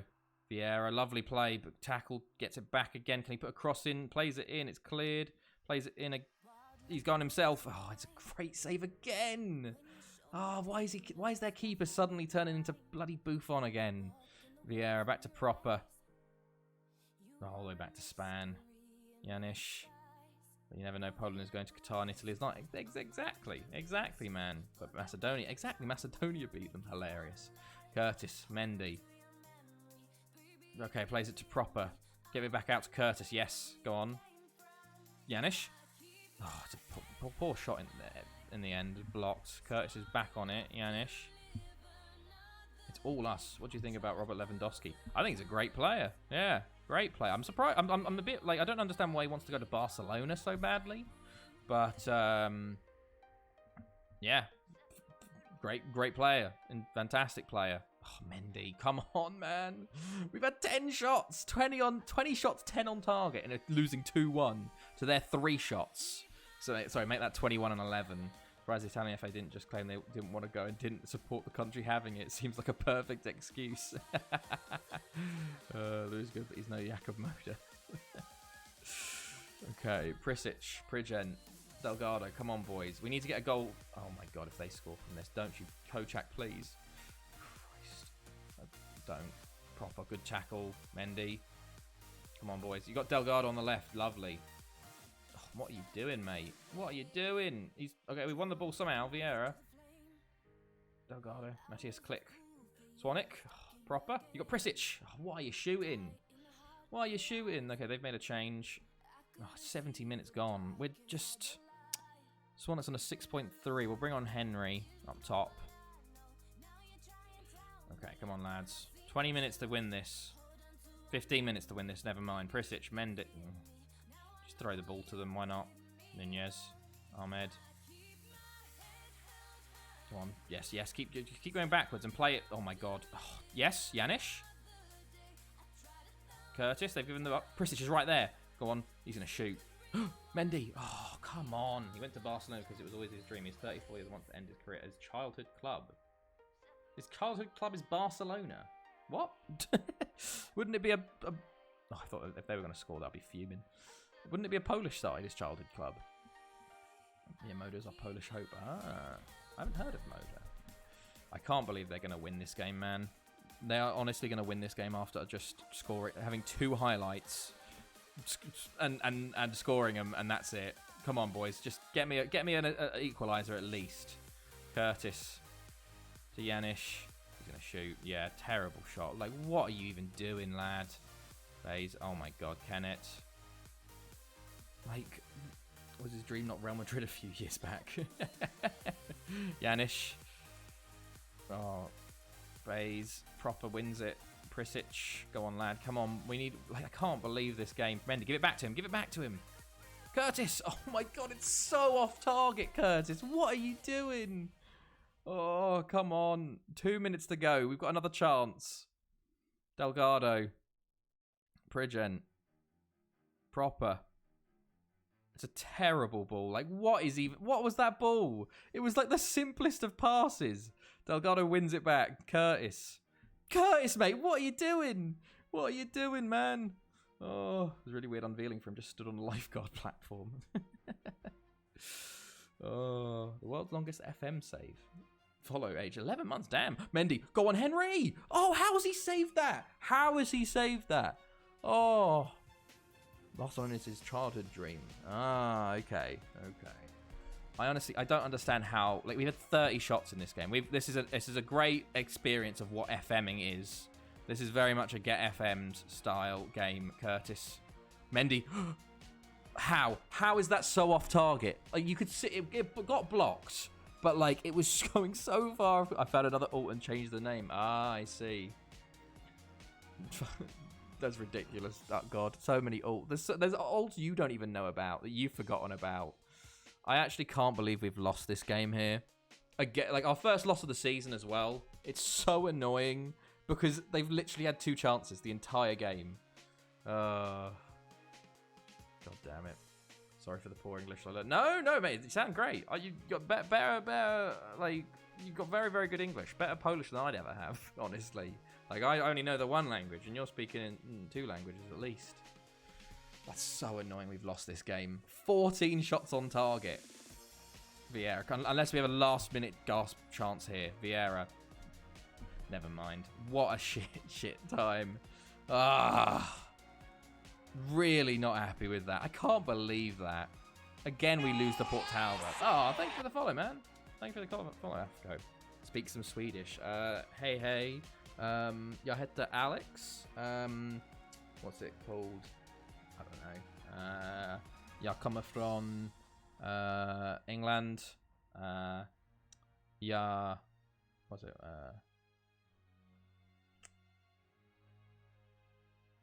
Min svenska är inte bra. Not very good. Hey is hello. Follow from Poland. What else? What's work? I forgot what work is.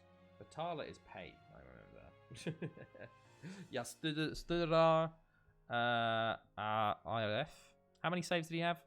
13 saves. 13 saves in this game. Fuming. Thank you, Epileptic. Oh, I'm not from Sweden. I've just moved to Sweden. I've been living here for a year and a half, nearly 2 years now, doing my PhD up here. So, I'm slowly picking up Swedish. Slowly. I actually can't. This is such an FMing. God damn it, dude. We dominated them as well. Dominated them. Ugh. Very annoying. Well, there's the unbeaten season gone. And it's to Port Talbot again. I just can't get over how dominant we were. It was really like the strikers let us down that game. Apart from Mendy. Like, ugh. So annoying. Squad. Let's rest the players up then.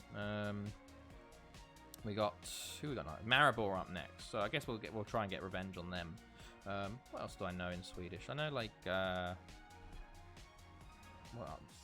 Jaha en hund. Hennes heter Ving. I have a dog. She's called Ving. Jaha en sambo. Heter Chloe. I have a partner called Chloe. It's very basic. What's the PhD in? It's in penetrometry on asteroid regolith. So it is in like planetary science, I guess. I understand a little bit parts of it. Fair enough, Hard. Yeah, there is some overlap. There is some overlap, I guess. How many years ahead are you? I'm in this year 264. Is it FM15? So I've been playing it for a long time, Jonesy. So that's how I'm this far in. Understand, naff all of that. So penetrometry is basically you have like a metal rod and you stick it into the ground, and the resistance you get from sticking it into the ground can tell you about the properties of the ground. So like the grain sizes, the moisture content, that sort of stuff. Penetrometry, so like, you know, like a penetrate, basically. There's a lot of innuendos in my PhD, a lot of innuendos. And asteroid regolith is basically the top layer of asteroids, like the dust on top. So I'm researching. Yeah. Oh, thank you very. Oh, what? Oh, rename a regen. Oh my goodness. Yes, I am epileptic. That, like, it's just full innuendos. Like they talk about like the shaft of the penetrometer, like penetrating into this material. I'm like, Jesus. But yeah, I'm trying to figure out about how different properties affect it, and especially in low gravity. Best Swedish player penetrometry. It does have a tip. I'm literally studying what different tip shapes and sizes have an effect on it. Whether it's a 60-degree tip, or whether it's a hemispherical tip, or a flat tip. Like, honestly, it's ridiculous how innuendo heavy it is. It's so bad. It's so bad. But yes. Best Swedish player, penetrometry. Fantastic. Penetrometry. Okay, let's go find the best Swedish player and nickname them Penetrometry. But yeah, how's it going, Jonesy, by the way? Do you want to look at a team? Do you want to see any team? We've got the 5 leagues and the Welsh league. I pressed continue for some reason, or however you spell the word. Do you want it spelled penetrometry or prenatometry? But that is why you choose to do it. No, that's not the reason, Duck God. But it's one of those things I learned as I went on. I went, oh my god, it's so innuendo heavy, it's crazy. Yes, the correct one. Okay, we'll find the best Swedish player. This is how you spell it. Penetrometry. There we go. Although some people have an extra E in it, but that's how I spell it. So, yeah. So that's why I'm doing my parabolic flight, where I have low gravity to test it in a low gravity environment. Let me emote with a shaft penetrating some moss. You'll get done for terms of service. I'm not risking that. I'm not risking that. You'll get reported. And then when you try and explain it, they'll be like, we haven't heard of that before. What's going on with that? It's hilarious because there's not actually much sort of research into it. Genuinely, the penetrometry is more used for like cheese maturation. So they use it on cheeses to test how tough the cheese is, which is hilarious. So I get to talk about cheese in my dissertation. Okay, let's look for Sweden's best player. Okay, so I put all of my effort into making that. You wouldn't add it. I probably would add it. Although I don't know if it doesn't. Yeah, we probably would add it. It'd be something. So you'll use a liter instead of the correct version, liter. Yeah, but I think we use Lita with the RE. I think we use Lita RE. Okay, best player is John Kindland. He's a centre-back that plays for Arsenal. You're going to be Penetrometry. John Penetrometry. There we go. We'll add him to our shortlist just to keep an eye on him. Never seen Lita before. I haven't seen Lita before. I know that all the I used to know that all the American spellings used to have ER, but not Lita. Penetrometry. Goodness. Okay. He's played for Arsenal though, so won the Premier League at least once, but they didn't do very well in those Euros qualifiers. Okay, send assistant. I can't believe we lost that game. Fuming. They got ABBA, then Penny Pon. Ugh. What a run of games. What a run of games. Okay. Let us go. It's all very close as well. I guess it's because we got to get to the Club World Cup coming up. Almost all other languages spell it like that. Only British and French spell it Lita. Really? I guess it's because it's French, maybe? Maybe Lita is French, because English take a lot from French, to be honest. Well, I'll blame the French on that one. I'll blame the French. Okay. That's out of context. Just me going, I'll blame the French. We are 41% French. Wow. That's a lot of French in us. So I got carried away with the imagery. How's the PA? It's going well. It's going well. I'm into my second year now. I've got a project going at the moment where I'm designing a project to go on a parabolic flight. So where the plane goes like this, and at the top you get like, you know, when you go over the top of a car, you get that little feeling. You just get that for 22 seconds straight as you go into 0G to do my experiment up there. So yeah, it's going. Bench penetrated our culture. They did. They very much did. It was. I think it was all because like the royalty and rich people thought French was very sort of on vogue, so they just sort of incorporated it all into our language. So that's why it is use self-depreciating humor so much. Confused again. I'll just give up.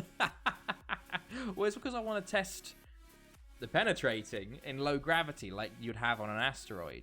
So when the plane goes up it, and like reaches the top, you get like just like 20 seconds of low gravity, and that's when I do the experiment, because it's obviously all the particles and stuff act differently in low gravity compared to Earth gravity. So I've got a parabolic flight instead of a drop tower or going to the ISS. Okay, so this is the Maribor team. I think we'll go with Vela. We'll play Vela today. And we'll just go with that team. Let's go. But yeah, it is quite something for me to try and explain it to people, to be fair. It's not like a sort of well-known subject. Honestly, like there's not much known about penetrometry really in the science world as well. So you hate the French and you are 41%, so you hate yourself for at least 41%.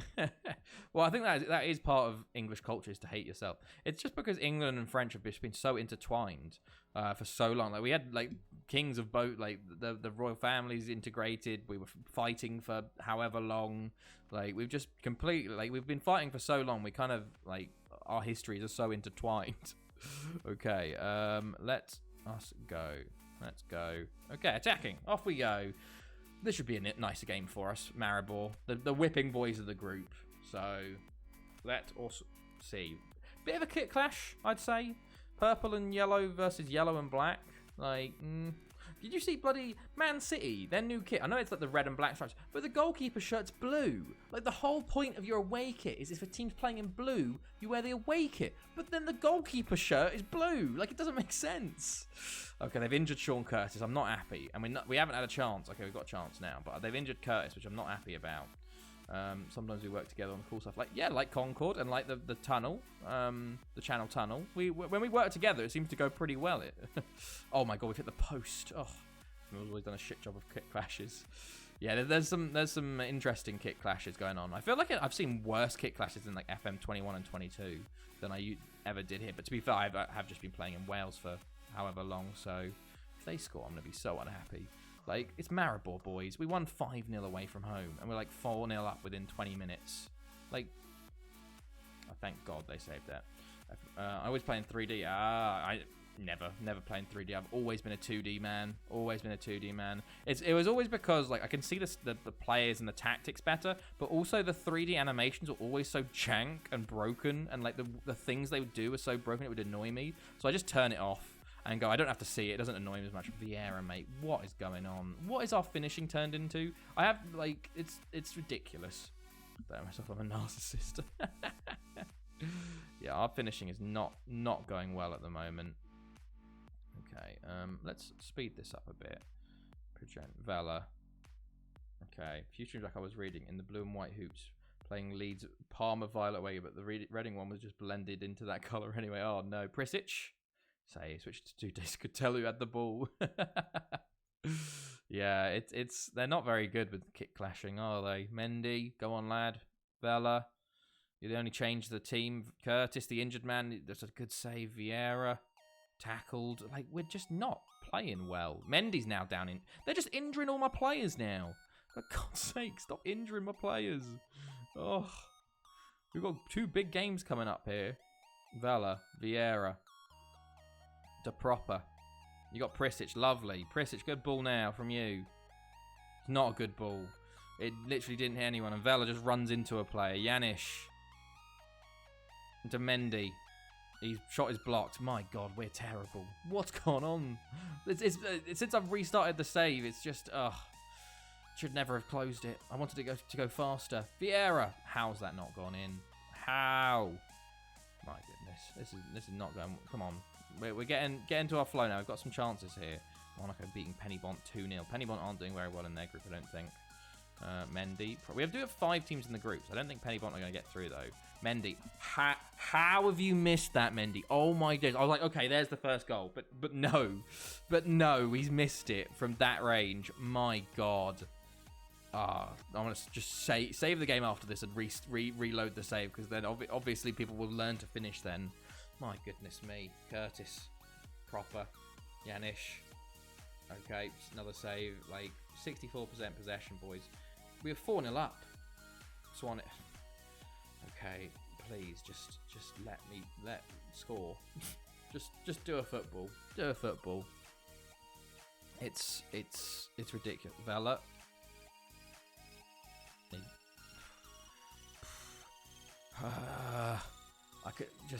I just knew that wasn't happening. My God.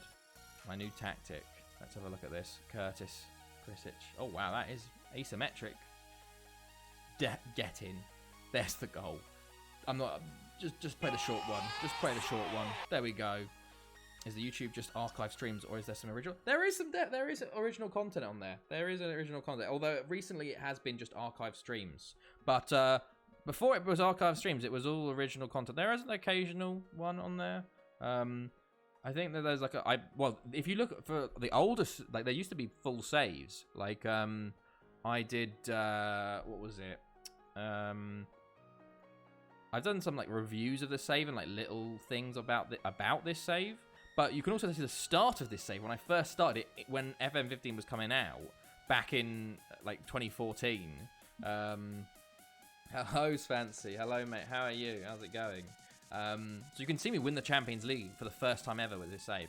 I did some other weird, like other saves in there. I did Fall Guys for a bit as well on the YouTube. I might restart that. I did an FM21 save as well. So there is some original content. I'm trying to make some more content and like clips, but I just don't have the time with streaming and like work. So it's sort of a bit on the back burner at the moment. But I want to keep it sort of active. Swanick, Mendy, how have we not scored? How have we not scored there? My goodness me. Okay, Mendy, Devos, getting carried away by my preseason results. God save me. That's always the way. That's always the way. Everyone's like, oh, Martial is back. Martial's gonna be. We don't need Ronaldo when we got Martial. Like, and it's just like it's preseason games. Like Ross Barkley turned into fucking Zinedine Zidane in every year in preseason, and he fools us all. How? Oh, he's offside. He's offside. Marshall will score 70 Premier League goals exactly. Another save. Another save. What is happening with our team at the moment? It's not going well. Devos. come on, it's all us. We got quite a few yellows, which is weird. In the next 10 years. Hey, look, that's 7 goals a season. That's better than Werner last year. He got 4. Proper. Devos. Prisic. Go on, Prisic. Oh, what are you doing, lad? Like he's normally incredible. Getting a tackle by a Maribor player. Like, honestly, I don't know what's happening. Everyone's just playing terribly. Like, only being 1-0 up is mental in this game. This was supposed to be the 4-5, 6-0 game here. But Prisic, that's a fantastic ball. And Vieira misses again. Like, what are these boys doing up top? They have been awful yet again. Bring on Walter Lopez. Let's get him a go. I was watching Liverpool pre-season against Palace. I was like, wow, obviously saying 5th one. 2 minutes later, he's out. I did see a little compilation from Nunez from that, and he did not look to be having a good time for pre-season, which is hilarious because like you can't write players off, but you can't also write players on because of it. Even before season, Sancho will cook next year. It'd be interesting to see how it works out, but maybe it took him a year to what's it called? Adapt. I did hear apparently he was doing very well with Dallo. Not writing him off. No, but it'd be silly to write him off after one preseason game. That's what I'm saying. It's just I saw the video and it was quite funny to watch. Might wing young player. Is Martial? Oh, I was gonna say. I thought you were talking about Martial for a second.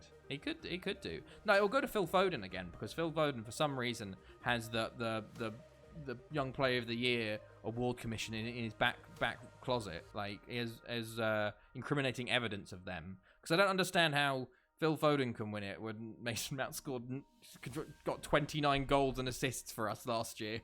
Like, God, Vela's going to get sent off. Why does Vela always get sent off? I hate him so much. Might deserve. There we go.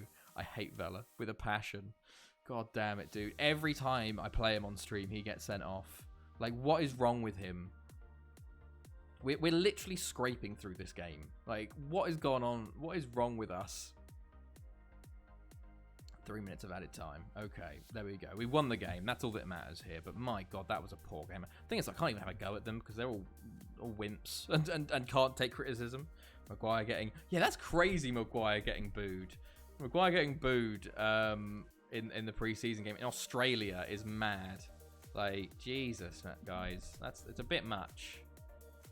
Just, please, can we just step up the form a bit for the next game? One of their players got man of the match. Like, ugh. Okay, fucking shit fans, yeah. It's become like a bit of a meme for them, just like, oh, let's all boo Maguire. Like, it's just like, Jesus, man. Issue a warning. Also, it's fancy. I think you'll be very happy with this. Played very well, proper shot them up. Hey, that's good. You'll be very happy with this. Norway have qualified for the Euros, topping their group. And Sweden did not. They came 3rd in their group below Albania. So Norway will be at the Euros.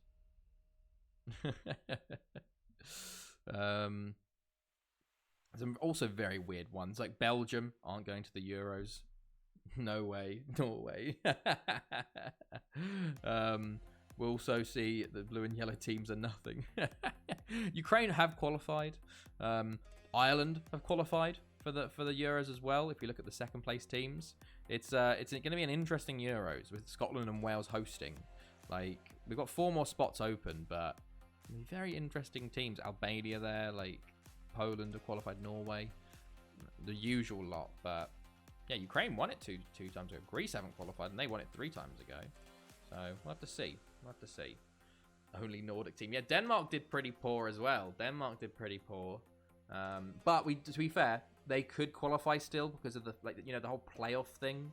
I don't know what teams are in that. Yeah, I can never tell what teams are actually in there. So I think the 2nd of December is when the draw is. So we'll see who might have a chance to get in otherwise, and join the other 20 teams in qualification. But we've got all of the UK bar Northern Ireland, which is very cool. Probably the first one in a long time that's happened. I hope they get through the qualifiers, because then we could get a home nations Euros, a proper home nations Euros. But we'll see. Okay, let us see.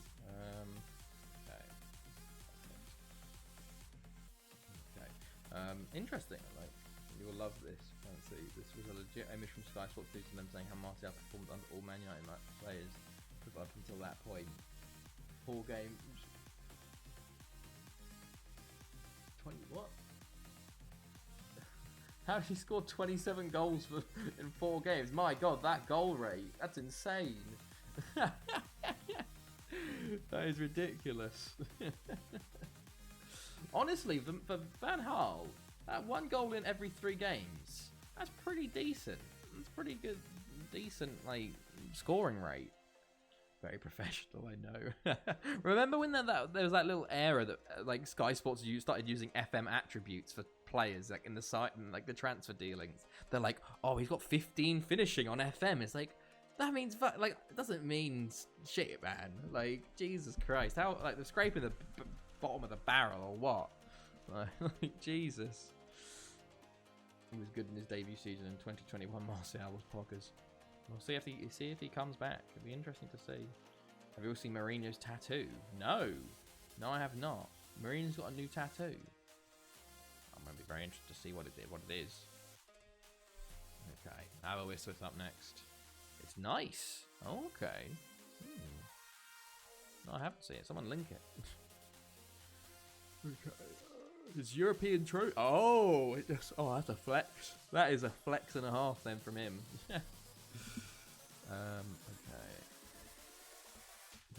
I wouldn't have thought of him kind of going to get a tattoo, to be honest. But what do I know? What do I know about him? Okay. Let's see. We might actually get to. We'll see what Champions League's looking like. So we qualified for the Champions League second round. Okay, here it is. American. What? Mourinho mocked by fans online after showing off his new tattoo. What? Why is he? Why would he be mocked? That's pretty cool. He's got. Is it the Champions League and the Europa Conference and the Europa League? Like, that's pretty cool. I don't know why he'd be mocked for that. Oh well. Hot take incoming. Oh god. Oh god. What's the hot take? Here you go. Champions League Group E. Bayern. Oh, Bayern. Oh, Porto. Porto are.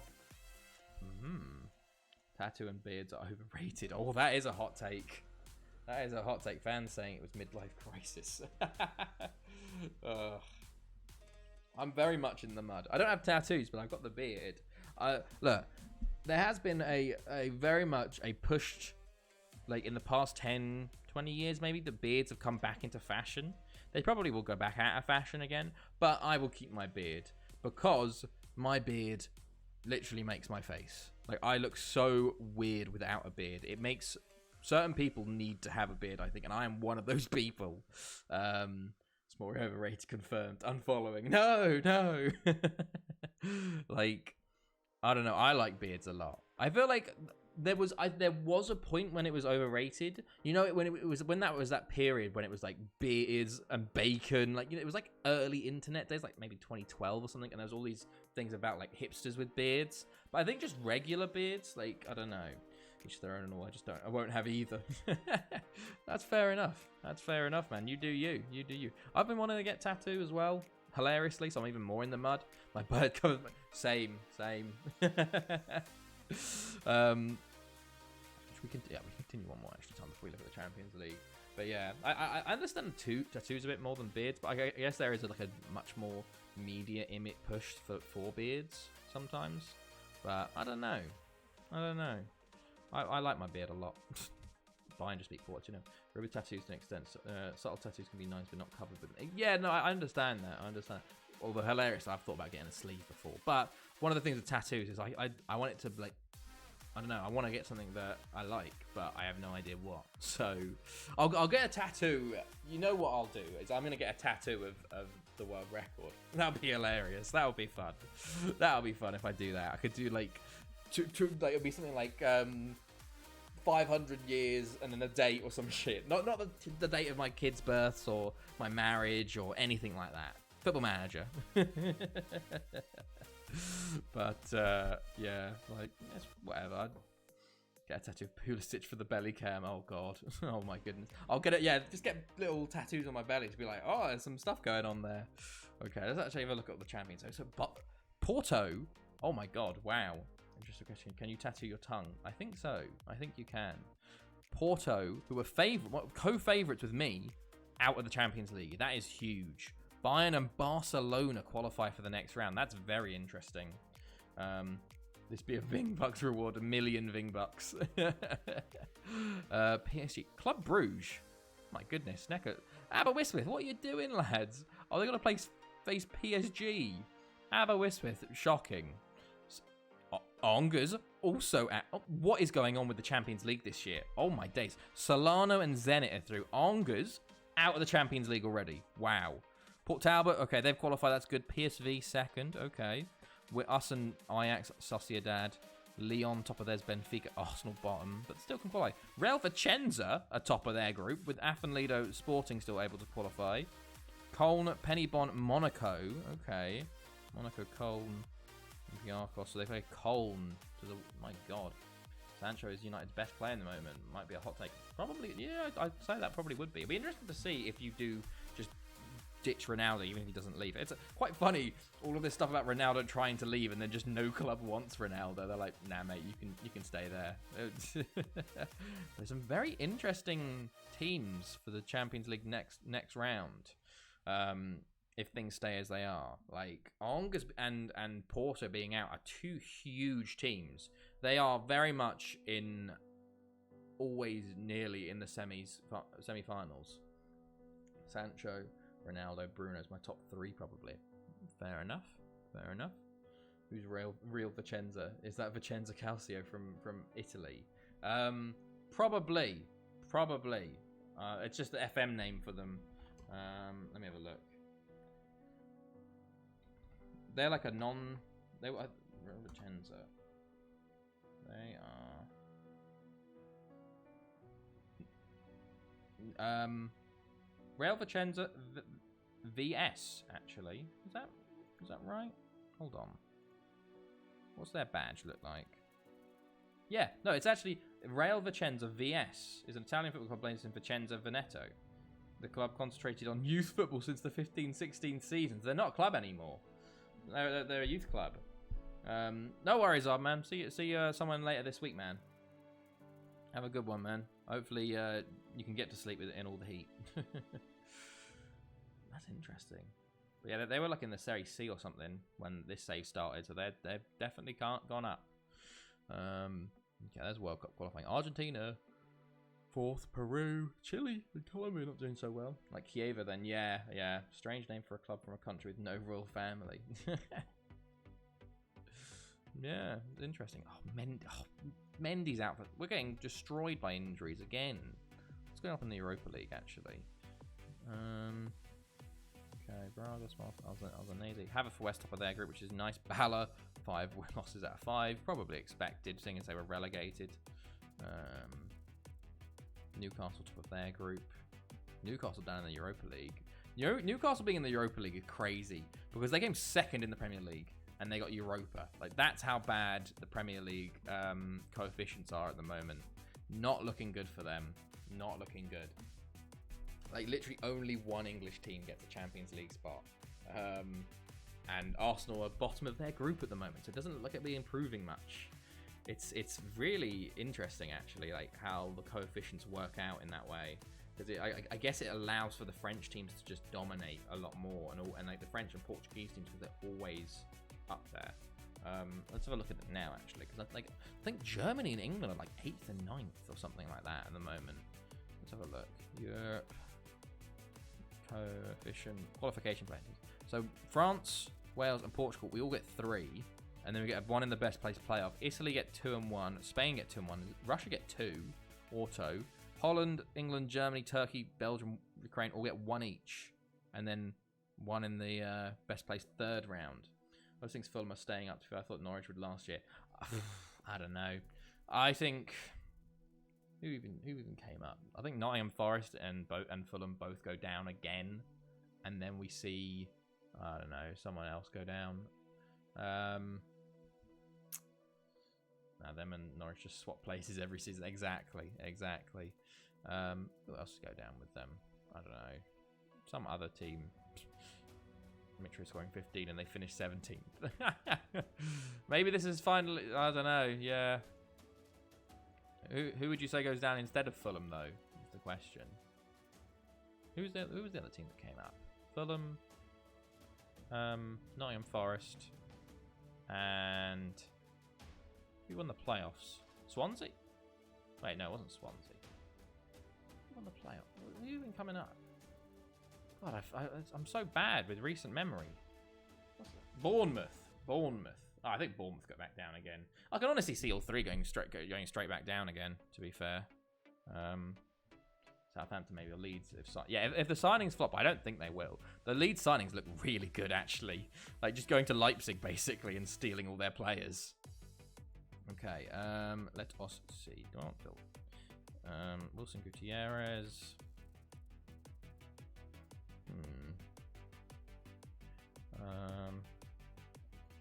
Let us see. Razumoel. We don't need 3 goalkeepers.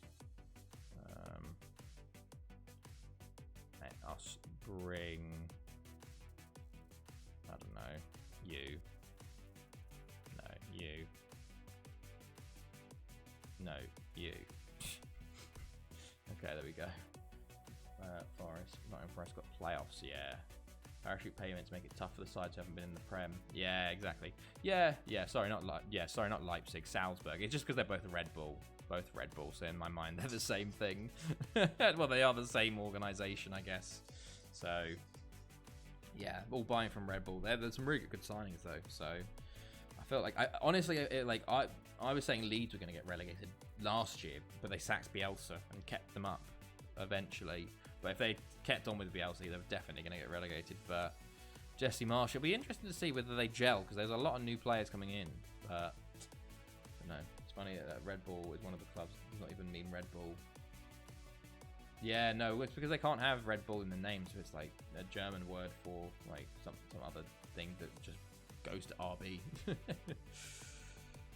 not allowed. Yeah. It's not allowed to have like a sponsorship in the name or something. Okay, here we go. Next game, Aberystwyth. Let's try and up the ability, boys. Just up the ability of football in this next game, please. Okay. Yenga, transfer listed. Bournemouth sacked. Speaking of that, what was that? Bournemouth sacked their manager in the Premier League. What's going on with Bournemouth? They are 16th at the moment. Arsenal still top. Ipswich in second. Newcastle, they have moved up a little bit there. Championship. Whitehawk sitting there still. Brentford might struggle. Yeah, that is true. Especially with Ericsson gone. Definitely could be a candidate for relegation, Brentford. Which is a shame, because I really like Brentford and the model they've got. But I can definitely see it. Definitely see it. Do a Sheffield United, yeah. I think they've got a better quality than Sheffield United did, but at the same time, they were a bit of a freefall before Ericsson came in, didn't they? And then they really turned their form around. So it'd be interesting to see. Hey, fucking Whitehawk, they keep winning, but everyone else kept winning above them as well. And the Leeds versus Swansea, Bob Bradley again. I don't know. I don't think Bob Bradley was a lot worse than Jesse Marsh. Jesse Marsh is actually a decent coach. Bob Bradley was not. Okay. They need Tony and Mbumo to hit proper form. They do. Marine will be the first non-league side to win it. Okay. Sure. Why not? Go with this exact same team again that have been letting me down every time. Yeah.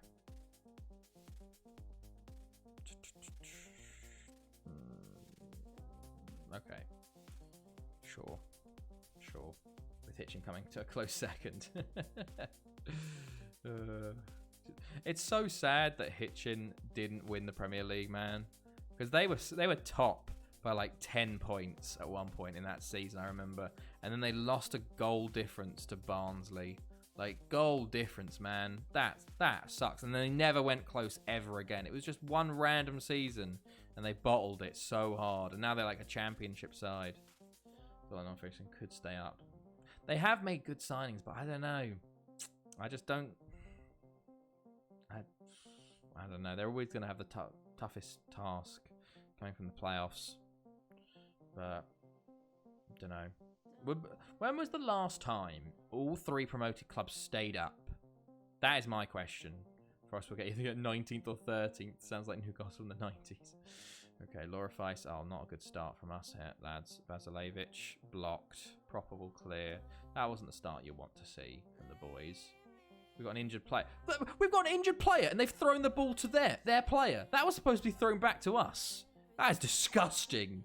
Disgusting sportsmanship from Aberystwyth there. My goodness.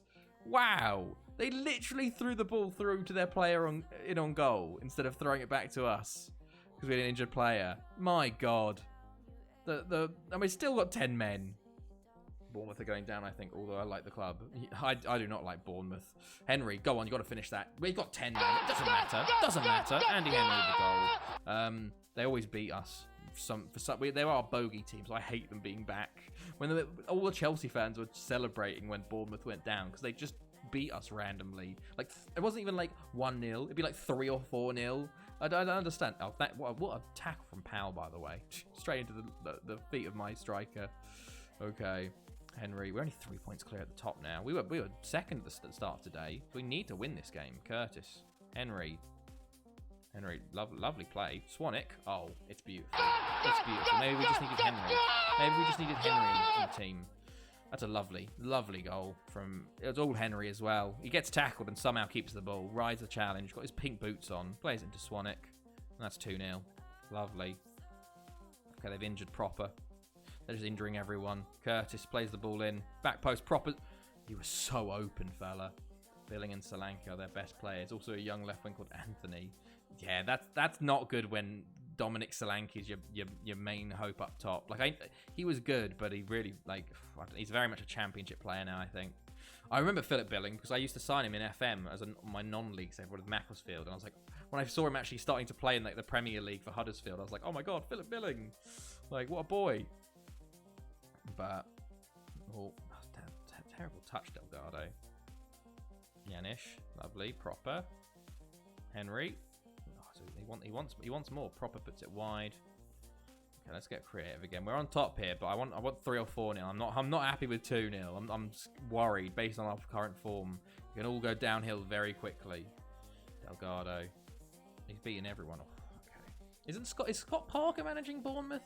2018 when Brighton, Newcastle and Huddersfield all stayed up having been promoted in previously. So not that long ago, honestly. That's interesting. Brighton, Huddersfield and Newcastle. Ah, okay. Fair enough. That's crazy. 2018 was Brighton and Newcastle coming up. That feels so... Like, Brighton and Newcastle feel like they've been up a lot longer than only 4 years. Wow. Especially Brighton. I feel like they've been in longer. Scott Parker is the drippiest manager. Honestly, I really do like Scott Parker as a manager, actually. I rate him a lot. But I don't know if he can do much with that Bournemouth squad. I don't know. We'll have to see. I guess we'll have to see. One of those things, really. You can say all you want in pre-season, but until you actually start seeing games getting played.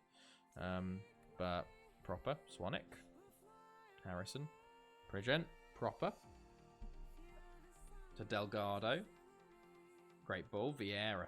Vieira hasn't been having a good time this stream. 5 minutes to go to half-time. Yeah, Vieira on a 6.9. Ferguson mentioned him as one of his favourite managers in the league. Really? Wow. We do have some decent English managers coming through, to be fair. We'll have to see how they do. Like, and what their moves are, but okay. Let's just see. Proper to come off at half. No, Proper to stay on at half time. We got Wilson Gutierrez on the bench, but let's get creative, lads. Have they switched? No, they're still 4-4-2. Okay, let's just keep it nice and simple. Don't concede the first goal of the second half within the first 15 minutes of the second half starting, as per usual. But we've been very much on top in this game. Let's not let them back into it. Parker's certainly a contender for best looking manager. Swanwick, Henry, go on, lad. Remember when Scott Parker won English Player of the Year that one season when they got relegated? By the way, that's a penalty. You'll love to see it. And who is that taking? Swanwick for the hat-trick. Normally it's Janish, but can he score his hat-trick? Of course, we can't change this because it's FM15. Swanwick. He waits. He steps up.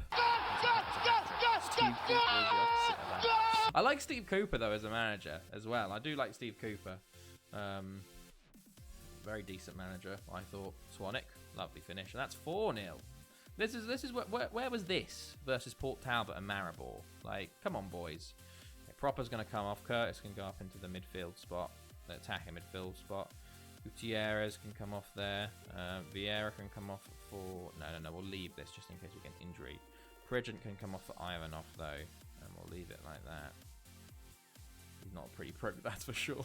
Well, it doesn't matter about prettiness, does it? It's just about getting the job done. Has everyone seen the new trailer for the Arsenal All or Nothing? That dropped today. Swanwick. Oh, I was going to say, can he get a 4th? Yeah, everyone's seen that. Cooper is, he's well. I'm sure he's nice. He's got a great personality. Yeah, the new All or Nothing trailer. It's honestly, it looks like just a massive PR piece for Arteta. Like, all it talks about is him. Like, it's just him and how he deals with it. Like, I understand Man City and Tottenham. It's Pep and Mourinho. Of course, they're going to be focuses because they're legendary managers. But this just feels like a huge PR piece for Arteta. And I'm like, there's all this like positivity and stuff. Like, I saw that Aubameyang stuff, but like, I don't know. It wasn't was it a successful season as an Arsenal fan? I don't know. Maybe getting 5th when you were supposed to get 4th is success. But very true. It's all about personality and relationships. Exactly. I don't rate Arteta. Honestly, don't rate him at all. Yeah, it's very much a not a big fan of his, to be honest. And it's hilarious when he was talking about like in the trailer he says something about like, oh, protect the players, and I'm like, you throw multiple players under the bus throughout your tenure at Arsenal. I mean, 5th is better than I expected from them last year, I guess. But it's sort of, if you look at it in the context, they were so clear in 4th and then absolutely bottled it, like directly to Spurs. Had them 8th, yeah. I don't know. I feel in a way Arteta was kind of lucky and blessed with the youth talent coming through at the correct time. I guess you could say the same for Lampard. Lampard did the same in that.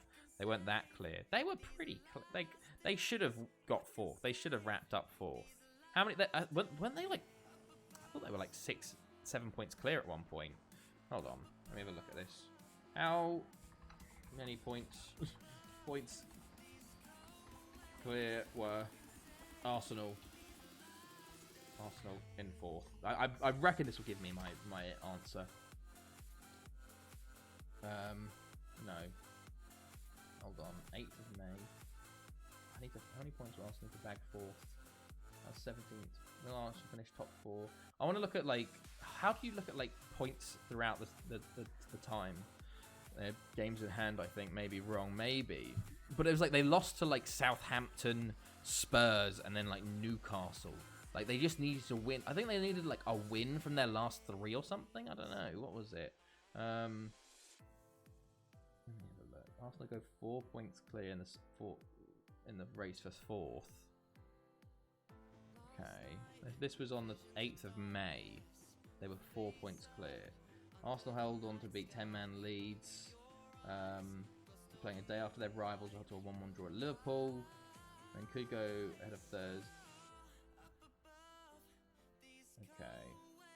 So if Arsenal beat Spurs, they would have clinched 4th. That was what happened. So, Arsenal result, fixtures. Let's have a look. And continue. So, Arsenal played Chelsea in what's it called? Here we go. So, there we go. Oh, okay. So, yeah, the Arsenal Spurs game decided it basically. Yeah, they won their last. Palace packed them up. So they beat Leeds and they went 4 points clear of Tottenham, and they needed to beat Tottenham and they would clinch 4th. They then lost to Tottenham and lost to Newcastle, and then that's what gave Spurs the win. So, and they also lost to Southampton before, and lost to Brighton. Oh my God, and lost to Palace. Yeah. So hold on. So in April, okay, Premier League table 19th of March. Hold on. Premier League table 19th of March 2022. Let me find this table. I want to see the exact day it was. Premier League. Oh, damn it! I want to see like the Premier League table on a specific day, because like basically after that game they lost 3 in a row. Newcastle are good now to be fair, but they did bottle, yeah. Newcastle are good. I'm worried about them. I am worried. Bruno Guimaraes, what a pickup from them. They've made some good signs. They got Nick Pope as well in goal now. Like, Jesus. Let me have a look. Hold on. Arsenal, Aston Villa. Arsenal, Aston Villa, 2022. It was 1-0. 19th of March. There we go. Does it show us the table? Premier League table, March 2022. I wish I could have like a positional thing. I don't know. Might get top 6 if a big team has an off year. Newcastle 7th. Tottenham lost a few as well. Yeah, they did. Yeah, but it's more the teams they lost too. Because if you look at Arsenal, after they beat Villa, lost to Palace 3-0, Brighton 2-1, Southampton 1-0. That's where they lost 4th, I think. Because those 3 teams they should have beaten. Although Vieira's Palace, like Vieira's Palace a lot. Like Vieira. West Ham, Leicester, Wolves are tough though. I honestly think Wolves could get relegated. I don't know. If they haven't brought in anyone really. And I've seen I follow a few like people on Twitter who sort of support Wolves, and they're quite worried about this year. So I think Wolves definitely an outside chance of relegation. But in more likelihood, I think Wolves might just finish like 14th. But if they have a real bad run, maybe. Wolves were fantastic defensively last year. Well, I don't know. I can see him getting relegated, honestly. Where did Wolves finish? 10th. Conceded 43. Yeah, that's pretty decent. Well, Crystal Palace only conceded 46. Well, I think, what's his name? Their new, was it Largay? Very defensive manager. But I don't know. I can see him getting relegated. Well, to be fair, I think that might be a bit of holdover from Nuno, because they won relegation form when Nuno was there, which was more. It was more funny stuff when Tottenham picked Nuno up, because I was like, he's literally just been on relegation form with Wolves. Why have you decided to have him as your manager? Like, everyone knew that was never going to work. But he's managing in like he's managing in like the Middle East or something now. Some crazy like random team in the Middle East. Nuno is 5th the least goals conceded. Look. I'm just saying. I'm gonna put a bet on it. They could get relegated. Outside chance. Their attacking issues are pretty big, to be fair. But he's a very defensive manager. I can see him. I can see who else is in the Premier League. Let me have a look. Premier League table. 2022-23. Who else is still an outside chance of relegation? Southampton for sure. Southampton probably outside chance of relegation. It's a very strong Premier League, I think, to be completely fair. Neto back from injury. Jimenez was injured a lot. Jose Fares, yeah, Fares is good, but they have no striking options. Jimenez isn't the same player since his head, and they don't like. I don't know. I think they could dice with it, especially if they have a bad run and then Lager gets sacked. I could definitely see that going even worse for them. So who knows? But I think it'll just be the 3 promoted teams, honestly. Fabio Silva, yeah, exactly. Fabio Silva, and Hwang. I remember watching the Wolves Liverpool game, and it honestly looked like Wolves were fucking throwing the game. When they had that 3-on-1 counter attack and they fucked it up. I couldn't believe it. I'm like, is this match fixing going on? Okay, well, Golden Ball shortlist is out. Sean Curtis is an 8.32. My God. Goals wise, Swanwick and Vieira both at the top. Oh my goodness. Go on, lads. How many Barry players we got? We got Henry's up for it. Vieira, Mendy, Curtis Swanwick, and Bruno Delgado. Wow. A Ballon d'Or nomination for Delgado. He's 21. Go on, lad. No Prisic. Wait, what? No Prisic. That's mad. Okay. Okay. So, have we got the qualifying thing? 'Cause that's supposed to be today, isn't it? European qualifying playoff? Okay, here we go. So, let's have a look. So, Belgium can get to the World Cup. To the Euros. Damn it. They play Slovakia. Denmark face Bosnia, so Denmark could get there. Romania, Bulgaria. Greece, Hungary. Austria, Iceland. Serbia, Czech Republic. Estonia, Belarus. Montenegro, Georgia. Brian could be great if they're striker. Yeah, no, Undav. I've heard very good things about him. They definitely could. With Potter as well. The problem with them is they couldn't finish ever, so hopefully with Undav up top. I've got him, I think, in my fantasy team, actually, at the moment. That's a real shame. Honestly, I feel like he'll probably be like Belgium, Denmark, like Czech Republic, and like, I don't know, Greece or something. What I really want is Estonia and Montenegro to go through, and Iceland, and like Hungary. But it's annoying that they kind of get this second chance, because Belgium did so badly in their qualifying group, but still gets a second chance to get into the Euros. Really annoying. Okay. Now, Penny Bont away from home. Let's go. Let's see how this game goes. Oh, it's going to be a tough game as well. I still want to look at that table from like March 19th. It's like fantasy. Hold on, I can do like a Twitter advanced search or something from tweets from Fantasy Premier League. Okay, here we go. League table. I'm gonna type in league table, and then I'm gonna go like advanced search, and I want to. What's the Twitter handle for FPL? Is it just FPL? Because they always do tweets about the actual final day. Fantasy. Just load for me, Twitter, please. Oh, okay. Chrome's crashed. Fantastic. Considering Martial in fantasy. Honestly, no. Based on how preseason's going, Rashford at 6.5 is crazy as well. But it depends on whether he's going to start or not. But he's really underpriced, I'd say. Like, it's definitely like the Man United midfielders, other than like Bruno and Ronaldo, are really well priced, I think. So depends on what like Ten Hag says. Oh, PSG have a new manager. Interesting. What happened to their old manager? Did he get sacked? It's weird. Let's have a look at PSG.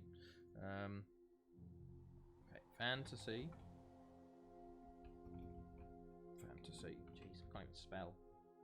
Official FPL. Okay, so I won. Oh, thank you for the follow. Thanino. Thank you for the follow, mate. Got Rashi Sancho 7.5, good ball but don't have room. That's so well. It's like if you're gonna go for Martial, you need to get rid of one of them probably, because I think 3-man midfield of Man United is a bit heavy on them. It's a bit. I don't even know what their start is like. Have they got a good start or not? Okay,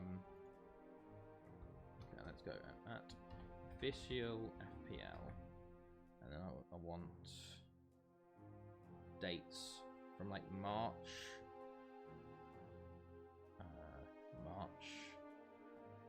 19th, 2022 to March 19th, 2022. Let's see if there's actually anything here. No research. What? Do I have to do official FPL like with a cat? That's annoying if that's the case. No results for what? That's surely not right. Okay, well, it's annoying. Okay, Martial is a forward in FPL. Don't have Sancho yet. Oh, I've got Rashi. Sancho at 7.5 could ball, but don't have room. Ah, I see. Martial's a forward. How much is Martial? Okay. I had Ward-Prowse in my fantasy team just because he honestly wouldn't. He's Premier League. He's a penalty and a free kick taker for Southampton. So like when they go on a run of form, he's a good one to pick up for cheap. It's a good budget midfield option. Okay. We're check, but FPL servers are fucked, it appears. I see. To be honest, you just need to go on Twitter. Everyone's got like lists of literally every player from every team and their pricing. Sterling at Chelsea, like everyone's saying like how he could be a cool option, but I just don't think he'll do that well. Like I'm just, as a Chelsea fan, I'm like conditioned to be like any attacking player is not good. The only good fantasy assets for Chelsea are James and Chilwell. Like that's it. Don't use it. Oh, fair enough. Fair enough. I have a lot of fantasy stuff on Twitter. To be fair, Fantasy Premier League. Like it's a good location for news. Okay, we need another centre mid. Wilson Gutierrez. And we will get rid of you for you, and then we just need to get a goalkeeper on the bench for Evangley. Sterling is under. I think he is underrated, yeah. But I just don't think Chelsea's system is conducive to attackers doing well because we play a 5-back. Necessary top goal scorer for Pep other than Messi. I think other than there's another player in there. I think maybe it's Neymar or Suarez potentially. Or no, there's Messi, someone else, Aguero. Sorry, not Neymar or Suarez. Aguero is in there. Yeah, new tactic is meh. He definitely does get unnecessary hate for sure. I really does hope he hits the ground running with Chelsea, but I'm just being conditioned not to believe that we're ever going to play good football again with a 5-back. Yeah, no, I was getting too ahead of myself just thinking of players that play with Messi, but in reality it was Aguero. Okay. Go. Come on, boys. Let's win this game. We had a good game versus Aberystwyth. This is a huge game, actually. If they win, they go ahead of us in the league. Villa. Neymar's going to play for Villa. Suarez to go to Villa. Oh, by the way, they're a 4-3-3 as well. So I'm a bit worried. They're going for it. They are some serious opposition this year. Don't. Okay. Thank goodness. David? Aguero makes me sad. Why does Aguero make you sad? As a United fan, I'm sad that we didn't sign Aguero 2012. Ah, yes, I was going to say, are you sad about him retiring or something? I was going to say, as a United fan, you surely wouldn't like him. I don't like him because he like, for content. Pridgen, oh, come on. We should have signed him back in the day before he moved to City. It was really annoying we didn't sign him. Went for fucking Torres instead. There we go. There's a first goal. Also, it's like everyone has this like, oh, he was such a nice guy, and like, oh, he was a nasty little bastard. The amount of tackles he put in on Chelsea, he was so dirty. The red card he got on Luiz, he was such a dirty person. Joe Barton used to play for City before he got sent off match fixing. To be fair, like, it sucks for United fans, but like, it is probably one of the most iconic Premier League moments of all time, and it'd be very, very hard to ever top that, ever, honestly. Like, there's not, like, how can you, like, scoring the 91st and then the 93rd to win your first ever Premier League title? Like, I know the whole, like, sports washing, behind the scenes sort of stuff, it's basically making it work, but, like, what a way to do it. What a way to do it. It's very hard. Oh, beautiful. My God, it's Henry. Henry is the missing piece. Fuck QPR, they could have prevented it. They could have. They were up to it, hilariously, though. It'll be interesting if any QPR player ever comes out and says that we didn't really care about it afterwards, but Di Canio attack, a ref is up there. I'd say, like, Rooney's got, like, overhead kick goal was one of the most iconic moments as well versus City. Like, probably one of the most iconic goals, like, even like in the Premier League, like, visually. Thank God he's offside. Thank God he's offside. Like, that goal is honestly insane. Like, just the visual of it. But there's yeah. It's a shame because Leicester should have had a moment like that when they won the game, but it's hilarious because Chelsea were the ones that won them the Premier League by drawing with Arsenal. Like, Leicester didn't get the chance. Oh, that's annoying. Probably.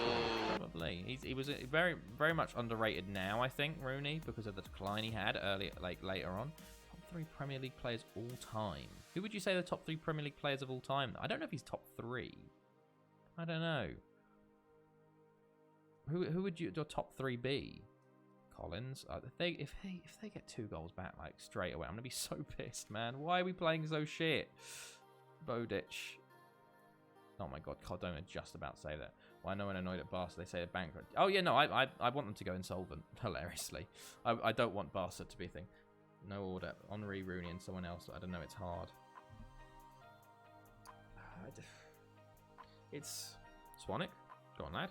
Oh, Swanwick, come on. Are we talking about like? It's very interesting, a top 3 sort of thing, because obviously top 3 always sort of leans heavily close towards attacking players. Like you've got 2 strikers there in there. I want them to dissolve. Same here. Because the attacking attributes will always be Scholes. You won't like that. I rate him more than most. That is honestly like the most fucking insane take I've ever seen ever. Scholes, top 3 Premier League player of all time. Jesus fucking Christ. Like, my god, man. My god. I hate it. I hate the Scholes, like, fucking... He's not good. He's not that good. He's not that good at all. My god. He's good. He was a good player. But he's fucking not top 3 player of all time in the Premier League. Jesus Christ. Sorry, I'm just angry. Oh, God. Well, who's in the Premier League Hall of Fame at the moment? That's the question. God. Aguero's a higher fucking Premier League player of all time than bloody Paul Scholes is. I won't have it. He's not, though. He just isn't. He just isn't. In every metric, he's not a better player than either Lampard or Gerrard. Like, it's not up for debate. You have all of the awards and fucking stats and shit for Lampard and Cardona, what a save for both of them. And then all you ever have about Scholes is just fake quotes from other players saying he's the best. Where are the quotes coming from? Honestly, I can't be asked. I'm not. Scholes is banned. Scholes is banned. Poor Scholesy. Fucking. Fuck it, man. Prisic is now sent off. God, that's both our fullbacks sent off now in the past few games. God damn it. What's going on with these red cards? Prisic now sent off. Okay, okay, Vieira, you've still been playing like shit, mate. You come off, fella. Now we bring on right Delgado, I guess. Oh, Vela. Fantastic. Vela's about to get sent off. Defensive, highly structured. Here we go. Okay. Vela. Oh, I was going to say, if Vela scored that, I'd be so happy. Vela. Bet that ran. It didn't feel good. It didn't feel good. Oh, Henry. And he said Henri, but he's Scottish, so it definitely wouldn't be Henri. It'd be Henry. Janish, Henry. Swanwick. We're playing better with 10 men. 10 men curse. Oh, Medvedev. No. Eder. The counter-attack, Vela. Well done. Well done. I don't know. It's a weird one, top 3. Like, Curtis. Skov. Okay, put it wide. At least Lampard is better than Gerrard. Okay, we agree on that. We do agree on that. Lampard is better than Gerrard. But, like, it's one of those things, because when you talk about top 3 players, it's very hard to avoid bias. But, like, I think Lampard is definitely up there. Andy Cole is severely underrated also. Yeah, Shearer was also, like, he top Premier League goal scorer of all time. Like, he's up there, of course.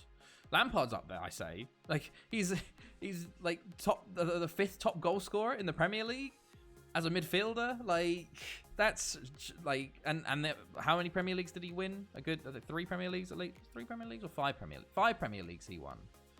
Like, Pulisic is definitely top 3. And he's not 3rd or 2nd. Exactly. You know, he was asked about gun control in because Chelsea are obviously in tour in America at the moment. And he got asked about gun control. It's like, fucking hell. Like, Jesus. By the way, we've absolutely just Delgado, it's a yellow. Okay. I said I troll the Pulisic guy, not the player himself. We've actually put them on lock, by the way, since we went defensive. Like, fair play, lads. What a win. What a huge win that was, especially after that red card. 5 is nothing compared to 13. J5. I fucking hate Jorginho, god damn it. Oh, get him out of my club, please. Okay. Another win in the books. A huge win. Now we play Sociedad away. Last group of the Champions League. Kevin Davies. Was it Kevin Davies got a golden boot? He got like 33 for Sunderland or some shit. Or was it like that was mad. Was it Kevin? No, it wasn't Kevin Davies. It was shit. It wasn't Kevin Davies. It wasn't Kevin Davies. It was Kevin Phillips. Kevin Phillips. Kevin Davies was the one that got Kevin Davies played for Bolton, didn't he? Presic banned for 1 match. Of course you are. Come on. Yeah, Kevin Phillips got a European golden boot, which is hilarious. Okay. Oh no, we got Convy up next. Then Sociedad. Ali Dyer. Oh god. One of the dirtiest. Kevin Phillips, probably. Yeah. Proper old school English centre forward he was. Okay. Now we can rotate for Convy. They're bottom of the league. We can actually give some other players a chance, which is nice. And then Sociedad to finish the groups, and then on to the Club World Cup, which will be good. Okay, let us see. Anything going on here? No, nothing going on here. That win was huge. Honest, I don't know, it's weird. Like, yeah. I don't know. It's weird because centre backs and goalkeepers will never ever get like the same amount of praise as centre mids and strikers in sort of like top 3 debates. Like, it's like you'll never see Van der Sar or Cech or like any of them get like best Premier League player of all time.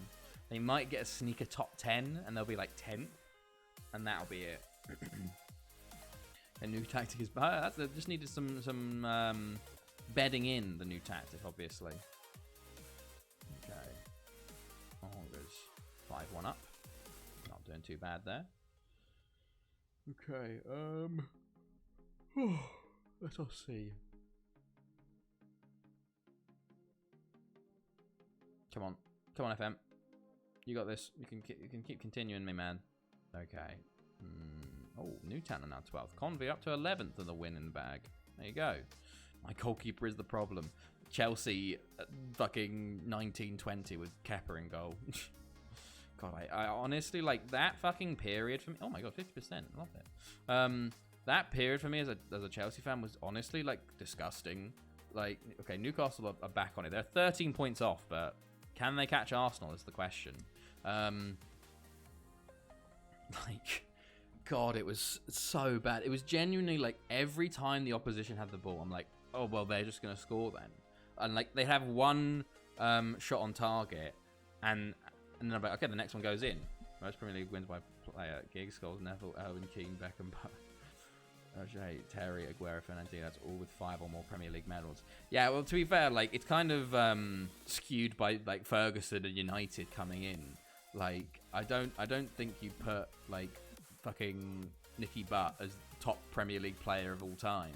Like it's I guess if you look at the players that aren't United that win it, like Terry, Aguero, Fernandinho, you go okay, but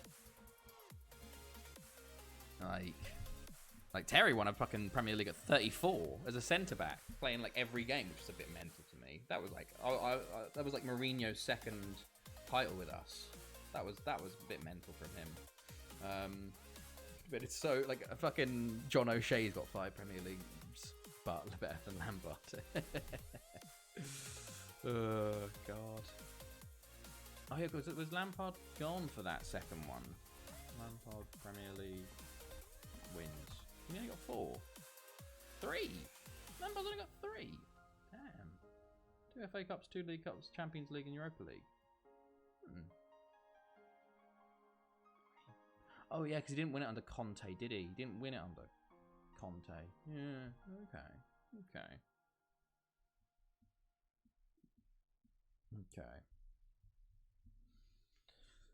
Let us even Button has more than Gerrard.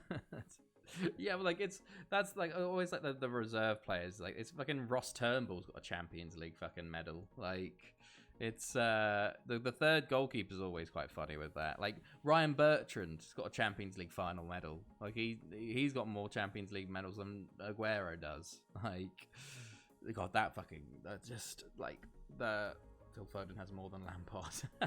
That is Jesus. That's scary, isn't it? That is scary. Oh God, he'll probably get more than all of the United players at this rate. The rate they're going.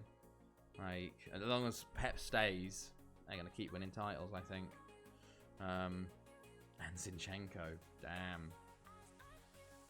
Oh mate, Arsenal, they're gonna be cracked next year. Jesus and Zinchenko, more Premier Leagues than their club. Okay, let's continue. There we go. But yeah, I just remember watching that Champions League final. Like, Christ alive, man. Like, fucking Ryan Bertrand starting left wing for us. God, first Champions League start ever. Champions League final versus Bayern Munich. God, if like, it's one of those ones. I think that game definitely took years off my life. That like, Champions League final to do that. Okay, there we go. Convy coming up next. It was weird because the Chelsea City one definitely didn't as much as the Chelsea Bayern Munich one. I think it's because we were a bit more in control of Chelsea City. Like we weren't in control. Like we were in a way because they didn't really do that much. There was a couple of chances City had, but we were just sort of like got the goal and then it was like, oh okay, like there are 3 new Norwegians with more the same amount of Premier Leagues as Lampard. Fair enough. It's what can you do? What can you do? If you play for Man United with Ferguson when he's cheating with the refs, like I don't know, and you're paying off the refs to win Premier League titles. Just throw a little bait out there. Ole Jonsson Berg. Fair enough. Okay, Convy up next. We're going to rotate, and hopefully it doesn't kill us. Here we go. Come on, Phil Jones ineligible. Oh yeah, we got a play called Phil Jones, hilariously. Not a fish won't bite. Kenny Cunningham played 335 games in the Premier League without scoring. Fair enough. Well, goalkeepers go a lot longer. I don't think Czech ever scored a goal for us, did he?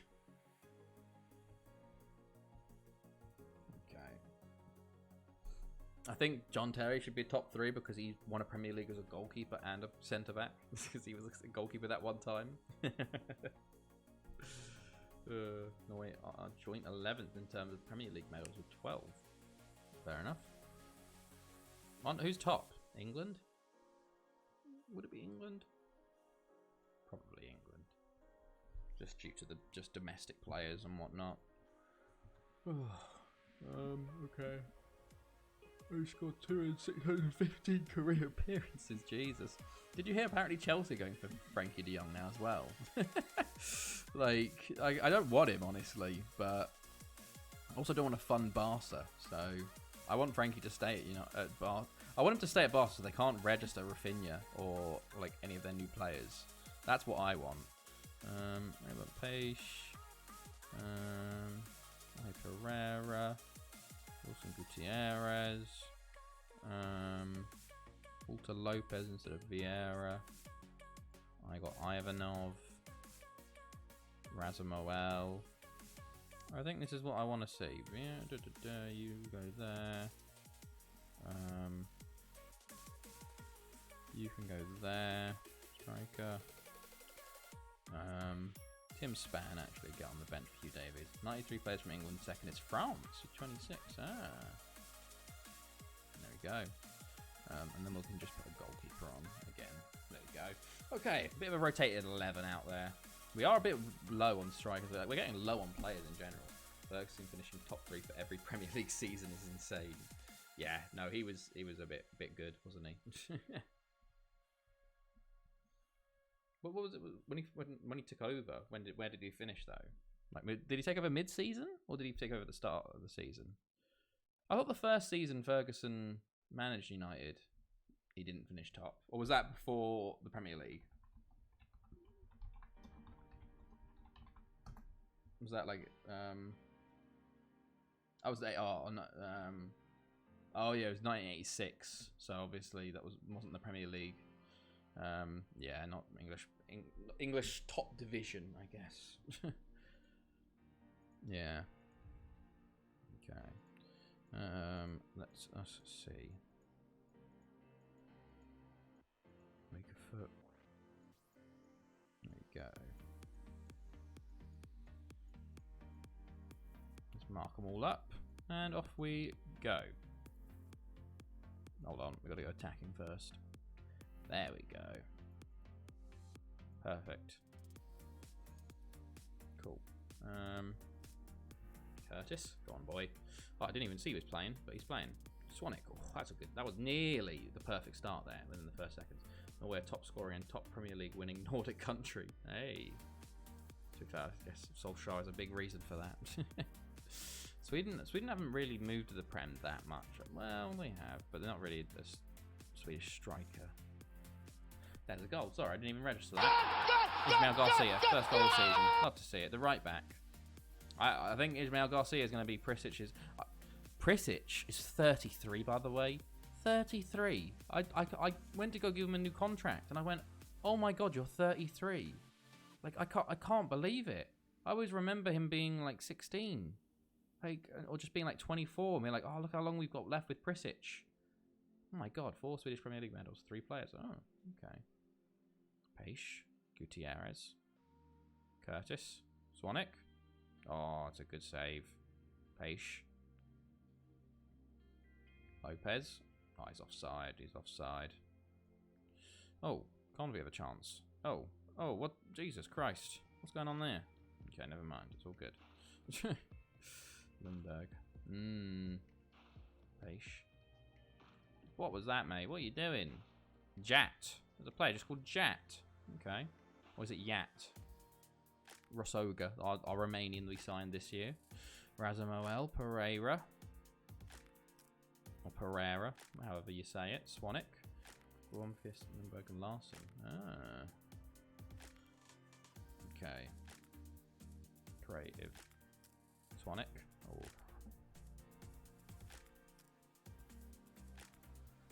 Curtis. Henry. Gutierrez. Go on, lad. Peish. Oh, you sneaks. I didn't even know he was playing for them. God, so many more former players just hanging around in the league. Pereira. I think it'd be Pereira, because Pereira is normally EI. This is EY. Okay. Come on, boys. Step it up. I want a second now. I don't want any risks. Flo was good. Yes, he was. He was very good for Chelsea. Curtis. Swanwick. Curtis. Oh, no one on for the rebound. Best Chelsea Scandinavian. Probably. Yeah. Yeah, he's definitely better than Christensen. Who else have we had? What other Scandinavians have we had? Christ. Scandinavian. Play for Chelsea. Top 10 in history.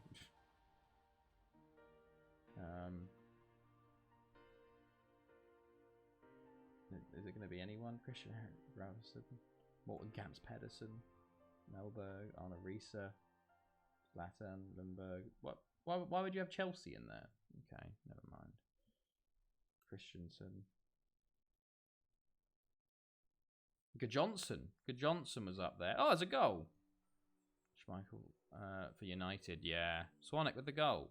Hold on, I've got a YouTube video there of the best Chelsea Scandinavian players.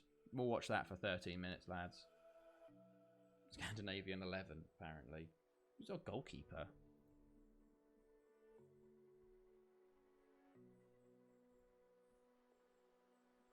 Oh, why?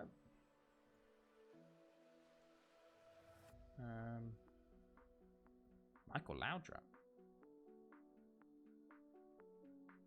Okay, just whatever, leave it. Zlatan if he joined. Yeah, well, yeah, of course. Zlatan if he joined. It's one of those things like you wish they had him younger. Like that's like with Thiago Silva. I wish we had him 5 years younger. Like fucking Thiago Silva at 37 is like was our best centre back last year. And like, I'm just sitting there going like, if we got him 5 years younger, man. Oh god, that's definitely one of those players I want to turn back time and be like, I wish we got you sooner because we've always sort of linked with him. But never really worked out. Okay, Garcia to take a penalty here. Can we get a third? Left-footed right back. Okay. Or takes his penalties with the left foot. 2 for him, 3 for us. Very nice. Lopez, free kick. Oh, over the bar. Over the bar. Okay. There we go. Very pleased. I wonder if we'll be saying the same with Koulibaly at the end of the year, where they'll be like, God, why do we ever spend 34 million on Koulibaly? Okay. Wish he was going to be too, but decided to spend time with his family. So he'd apparently promised the players Ronaldo and Bale in 2013. Jesus, that would have been something if they come back. He did leave you in a bit of a shitter, though. The team you had when he left was just, I don't know. It wasn't the teams that he normally had, I feel like. Like, if you look back at the team that won in that last Premier League title, like, he probably won just because of him. Like, Gutierrez, Pereira, Garcia, Curtis. Beautiful. Beautiful. Okay, 4-0. You'll have to see it. We have romped this game with a B team, which is nice to see. Paish. Goes long. Can Henry get there? No, Williams gets there, but they give it straight back. Swanwick. Ah, it's easy. Easy. Hello, very clearly offside. No, this is FM15, which is why we're in 2279, not FM22. RVP, and yeah, very true. Very, very much a carry job by them too. I feel like Van Persie wasn't that good afterwards, was he? I think he was just like, I've won my Premier League. That's all I wanted. That's all I wanted. I don't care anymore. Okay. Because I remember, like, it was like 24 million for him at his age. It was like a huge, big deal at the time, but it worked out perfectly. We're gonna make a couple subs here. VAR says onside. Sorry, mate.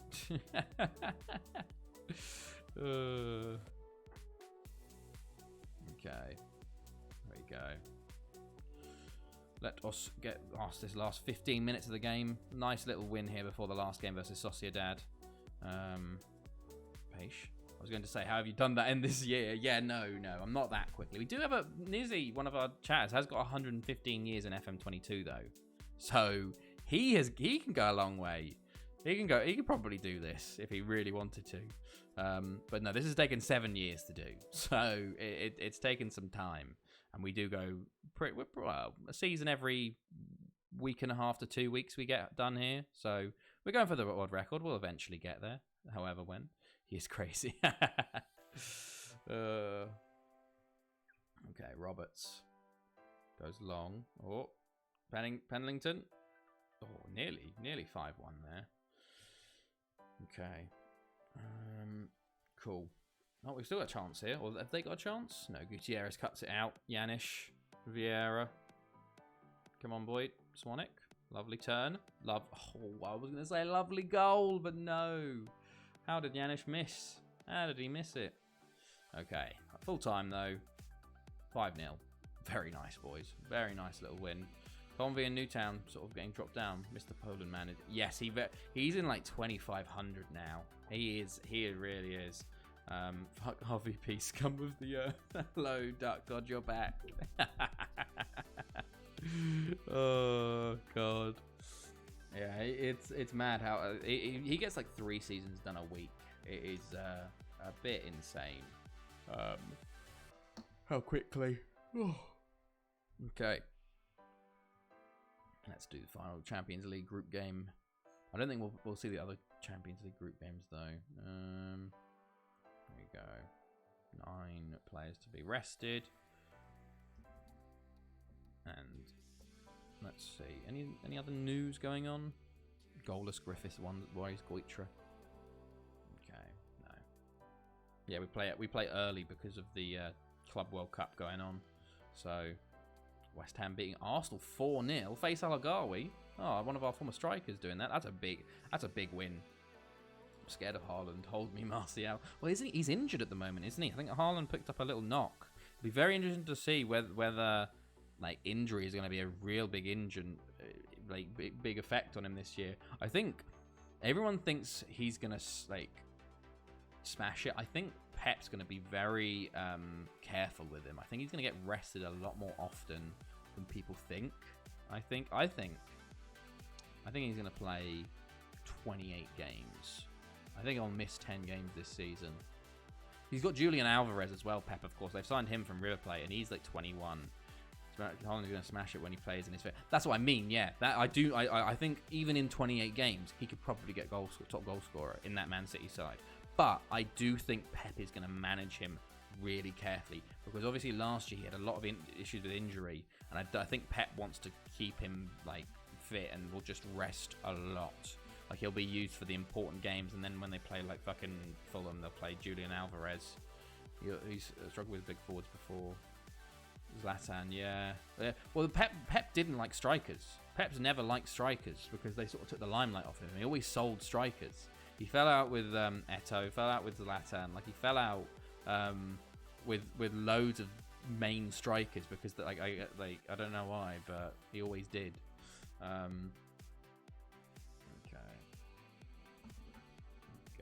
He didn't really like Aguero, I don't think, that much either. Like, even though Aguero was probably won a lot of Haaland's of release scores in a few years. Does he? Wow, that's surprising. I guess he wants to go to Madrid or Barca because there was all that talk of him wanting to go to Spain with a load of money plus Eto'o. I wonder what that release clause is. It's weird though, Man City. The amount of people they've sold this year is a bit crazy. Like Jesus, Sterling, Zinchenko. There's talk of them selling Bernardo Silva to Barca. There's talk of selling Ake to us. They were like doing a proper squad clear out, which is very odd. We cannot replace him. We cannot. Signs Haaland. It'll be very interesting to see how he actually adapts to the Prem, because the Prem is the I guess is the final testing ground for strikers, especially, I think. Due to like the physicalities of the game here. Like, I think it's a lot easier to be a striker in a lot of other leagues, I think. Like Germany, as long as you play for Bayern. Well, even attackers in Germany, it's easier. Spain, I guess, to be honest, Spain, I think, could be a tough one. Unless you play for Barca or Real Madrid. Like, or PSG in France, like, and then Italy, if you play for Juventus. Or like Lukaku had a storming year. Guardiola bought a Ferrari and drove me like a Fiat. Yeah, I know. Yeah, exactly. I think it was last time was also screwed with sort of the emergence of Messi and like all the other players that came through there. So he just sort of completely went away from Zlatan's playing style. But okay, here we go. No, nothing. Just players playing. Oh, Lawrence Berry's retiring. Oh my goodness, Lawrence Berry. This is one of the last Haverford players we have that was in the save. My goodness, remember, like he was always playing for Haverford against us. I signed him from Tottenham. He's retiring as a staff member now. Oh Christ, I think that's probably one of the last. Let me have a look. Can I look at like? It's gonna be staff, I guess. If I go staff centre, no, surely there's no players left that I actually know. Still won La Liga playing in La Liga one season. Yeah, the debate is for Barca. So you've got a 50-50 chance, really, of winning La Liga if you play for Barca or Real Madrid. Back in the day, at least. Now, Atletico, I think it's maybe more of a 40. Like, it's like 40-40-20. So, like, Real Madrid, Barca's 40-40 and Atletico's 20, maybe. So, like, as long as you're one of them, you've got a good chance of winning the league. Okay.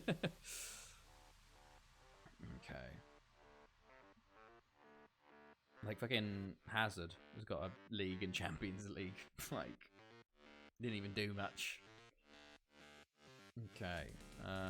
I do hope Hazard gets over his injuries and actually has a good year this year. I hope he does. They've ruined him. Ruined my sweet boy. Ronaldo's 50, Barca 30 at this point. Yeah, probably. Probably, I'd say. But, I mean, like, back in the day before they basically got rid of Messi. Like, when if Messi was... basically, Messi was the extra 20% for Barca. Hilariously. Ugh. Okay.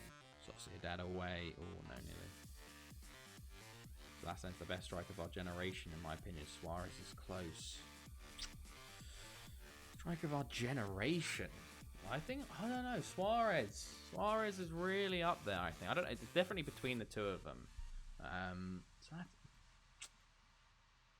Who else do you say? Aguero, I think, could be considered in the conversation for Man City. Strikers of the generation. Is Messi a striker? That for best striker of the century, yay or nay? I guess for longevity, you could say yeah, because he's been like he is playing for so long. Some say Lewandowski. Lewandowski, honestly, like could be. Benzema could be in the conversation. I think if Ronaldo hadn't been at Real Madrid, Benzema really would have been rated a lot higher and potentially in the conversation. Because we've seen what he was like this year without Ronaldo. Like, I don't know.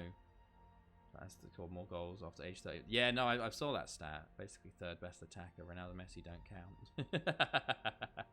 Yeah, I guess Ronaldo and Messi kind of like the damage in a way they've done to the sport is it's so hard to like judge best of all time and like best players when you have them two as the forwards coming through at the same time.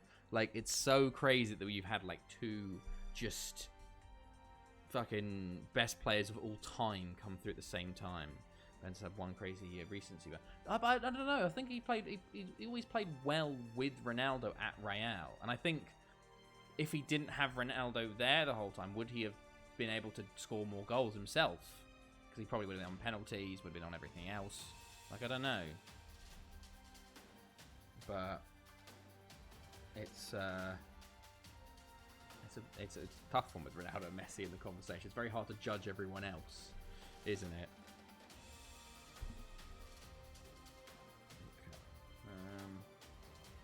But I think with Lewandowski, I know he's like the best, like one of the best strikers, but like he's played at Bayern Munich. It's not hard to play at Bayern Munich for 10 years, is it? Like, I don't know. You score 40 goals. I guess he did score 40 goals in a season, broke Gerd Muller's record. But like, it's Bayern Munich. It's kind of just a piss league, isn't it? Really. Like, I don't know. Benzema is great, a legend even, but not better than Suarez or Ibra. Even though probably. I'm saying like if Ronaldo hadn't been at Real Madrid, maybe he would have been rated higher. I think that's what I was saying. That if Ronaldo hadn't been at Real Madrid, would Benzema have been the big main man there, and now would he be better thought of because of that? Because we've seen like this season when he was given the main task role of it. If Ronaldo hadn't been at Real Madrid, would he have had that earlier, and we have seen the similar situation in years previous? It's an interesting thought to have. But yeah, I think Suarez or Ibra are probably the other two. I'd say Suarez. I think. Am I saying Ben's over Suarez after this season? No. Suarez definitely better. Suarez definitely better, man. Like what he did at Liverpool and then at Barcelona was just fucking insane.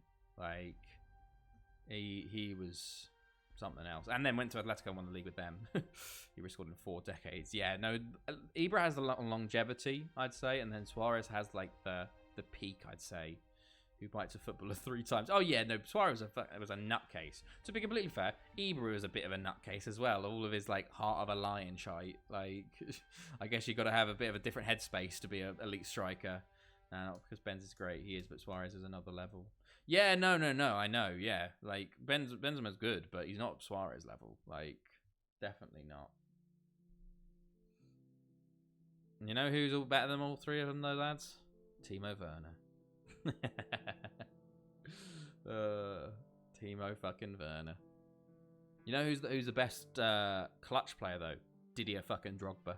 Oh, 10 goals in 10 finals. My God. If you ever want to play, like it's like if you ever give me a player, it's like you got a cup final player, just play Drogba. he'll score no matter what. Benzema's average for Real for years. No, but that's the thing. That's what I'm saying, Duck God. Like, well, okay, yeah. No, well, I don't think he was average. I think he was good. But like, if Ronaldo hadn't have been there, it'd been better. And the myth, the legend, Heskey. Of course, meant second after Werner. Ronaldo is more clutch, in my opinion. But I don't know. Ronaldo missed a penalty in a Champions League final. I don't think Drogba did that, did he? He did get sent off, though. So, but Ronaldo did miss a penalty. And then Drogba did score a winning penalty.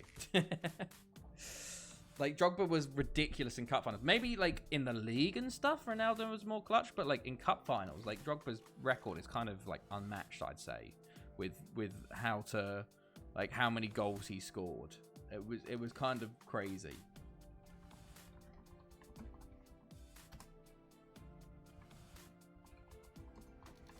Maybe in just cup finals. Maybe Ronaldo better in, like, knockouts.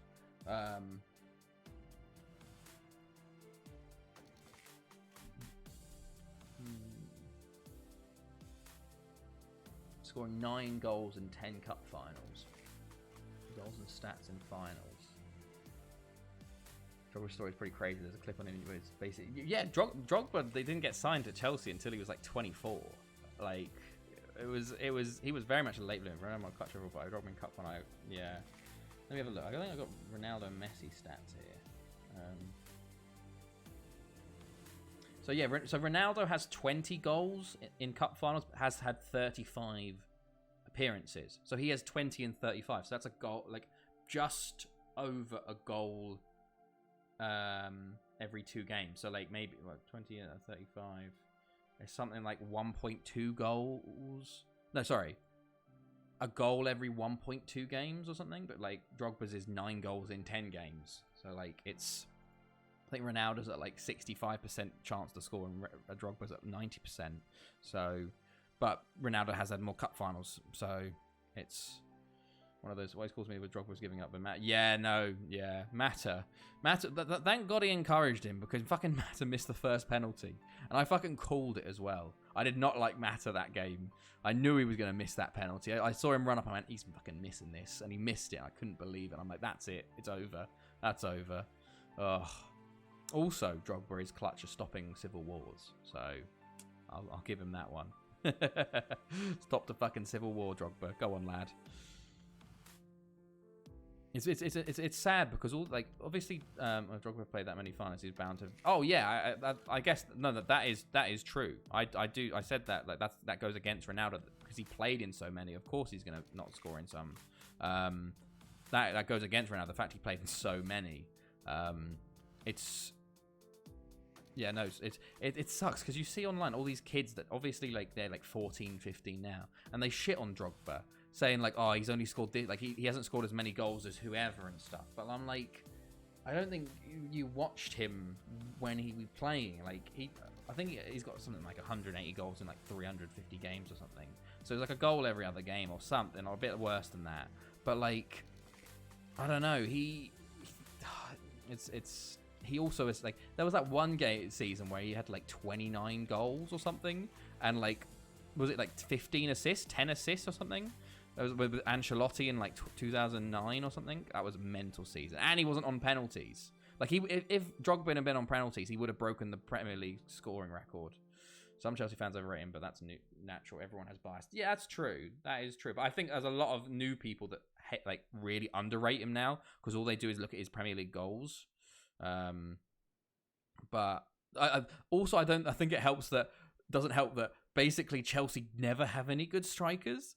So when we do have a good striker, we're like, oh my god, he's the best thing on earth. The fact that he can actually score goals. Like Drogba and Costa.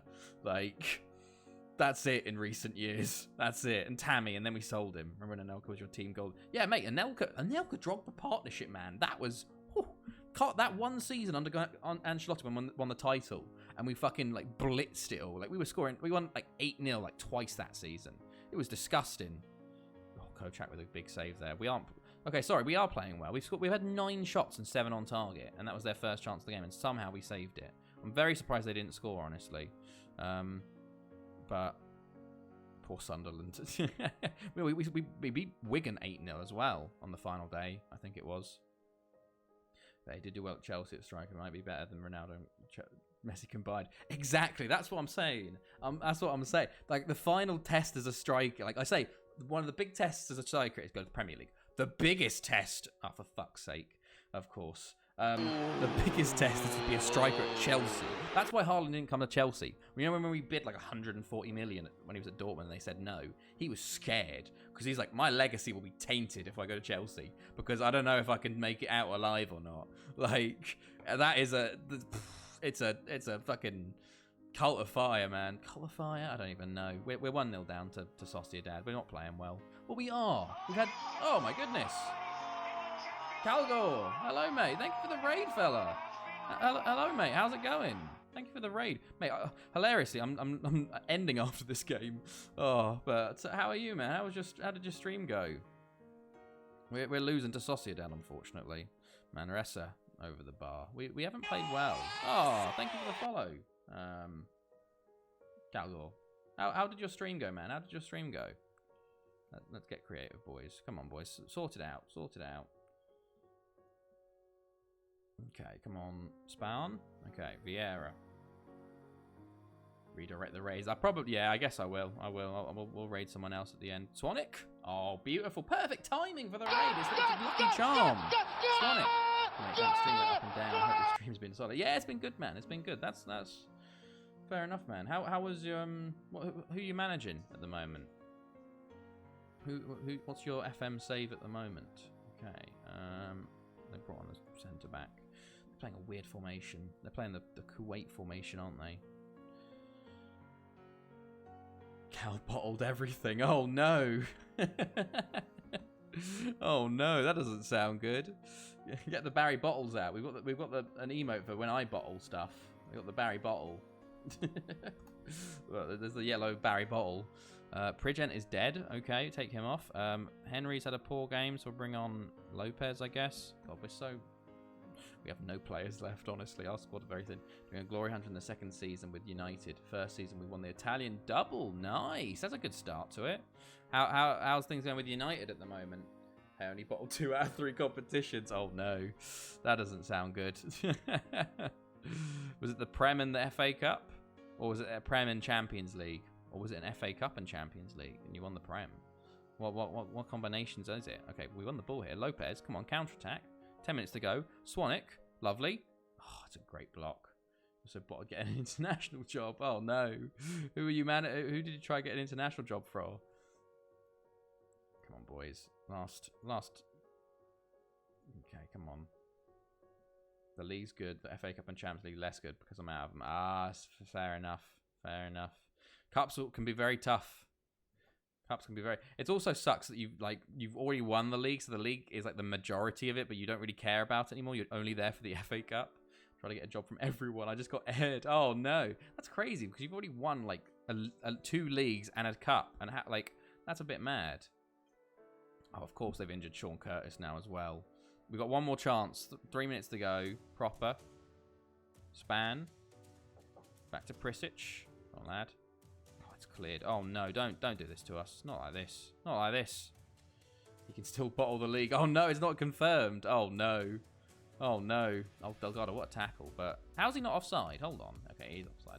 Man City. Ooh, how close are Man City? Ooh, one more chance here actually. Vieira. Jesus Christ. Prisic. Oh, Curtis. Proper. Oh, over the bar. Please stop injuring my players. My save's been going well. Although we are drawing to Sociedad here. Yeah, we're top of the league. Doing well. We're trying to we're just going onwards basically, trying to get through the seasons as we go towards the world record. A draw. We haven't drawn in the we haven't not won in a Champions League game in a long time. Like in the groups, City have bottled it really. I was 6 behind, now 2 in front with the game in hand. Ooh, okay. Yeah, poor from us there. Sociedad actually still don't go through. Ajax go through instead. Okay, because they won 7-1 over Maribor. Okay. That's interesting. So Barcelona, Bayern go through. What is the world record is 416 years. Yeah, we're a long way off. Like 150 years off at least. Yes, mate. We have moved into the new stadium. This is the first year in the new stadium, the Moore Stadium. 39,000. Hold on, I'll find it. But I've already asked for expansion, so we're moving up to 44,000.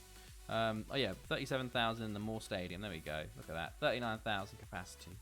We've now got 5 stadiums in the league named after me. We've got the Moore Park, Moore Arena, Moore Arena, Moore Arena, Moore Stadium. There we go. What was that? I'm looking at the Champions League. Oh, Aberystwyth do get through. Huge. Did they beat PSG there? Did they? I don't even know. I don't even. Okay. Solano and Zenit go through. Port Talbot go through. Camp de Moor. I'd love it. I would love it if they actually. It'd probably just be Moore Arena again. Lyon and Benfica. Lido go through as Sporting. Oh my God. 1, 2, 3, 4. All 5 Welsh teams go through. You love to see it. You absolutely love to see it. Oh my goodness. And all of them, bar Aberystwyth, go through as the group winner. Wow. Okay. There's a chance. There's the chance for the all-Welsh semi-final. There is a chance. That'll be pretty cool if we can get that going. We've had 3 in the semi-final before, out of 4, but there you go. So not the most successful. A loss and a draw, but we carry things onwards. Okay. Now we're going to take your raid and we're going to pass the raid on because I'm finishing for tonight. Let's find someone to raid. Who have we got? Everyone loves a network save now. Everyone loves a network save. Who is there? FM Manager Cup debut. Who's this guy? The Black and White Army 22. Let's see. Who's this guy? Is he talking?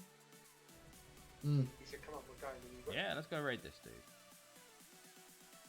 Okay. So, thank you, Duck God. I appreciate that, mate. I appreciate that. It's a bunch of fun. Appreciate that a lot. So we're gonna go raid this dude. I'll be back on Thursday. Hopefully for the end of the season. We'll see. I have to play a lot in the meantime. But otherwise, I hope all of you have a good midweek and good rest of your night. Otherwise, I'll see you later, everyone. Have a good night, everyone. Let's boss go.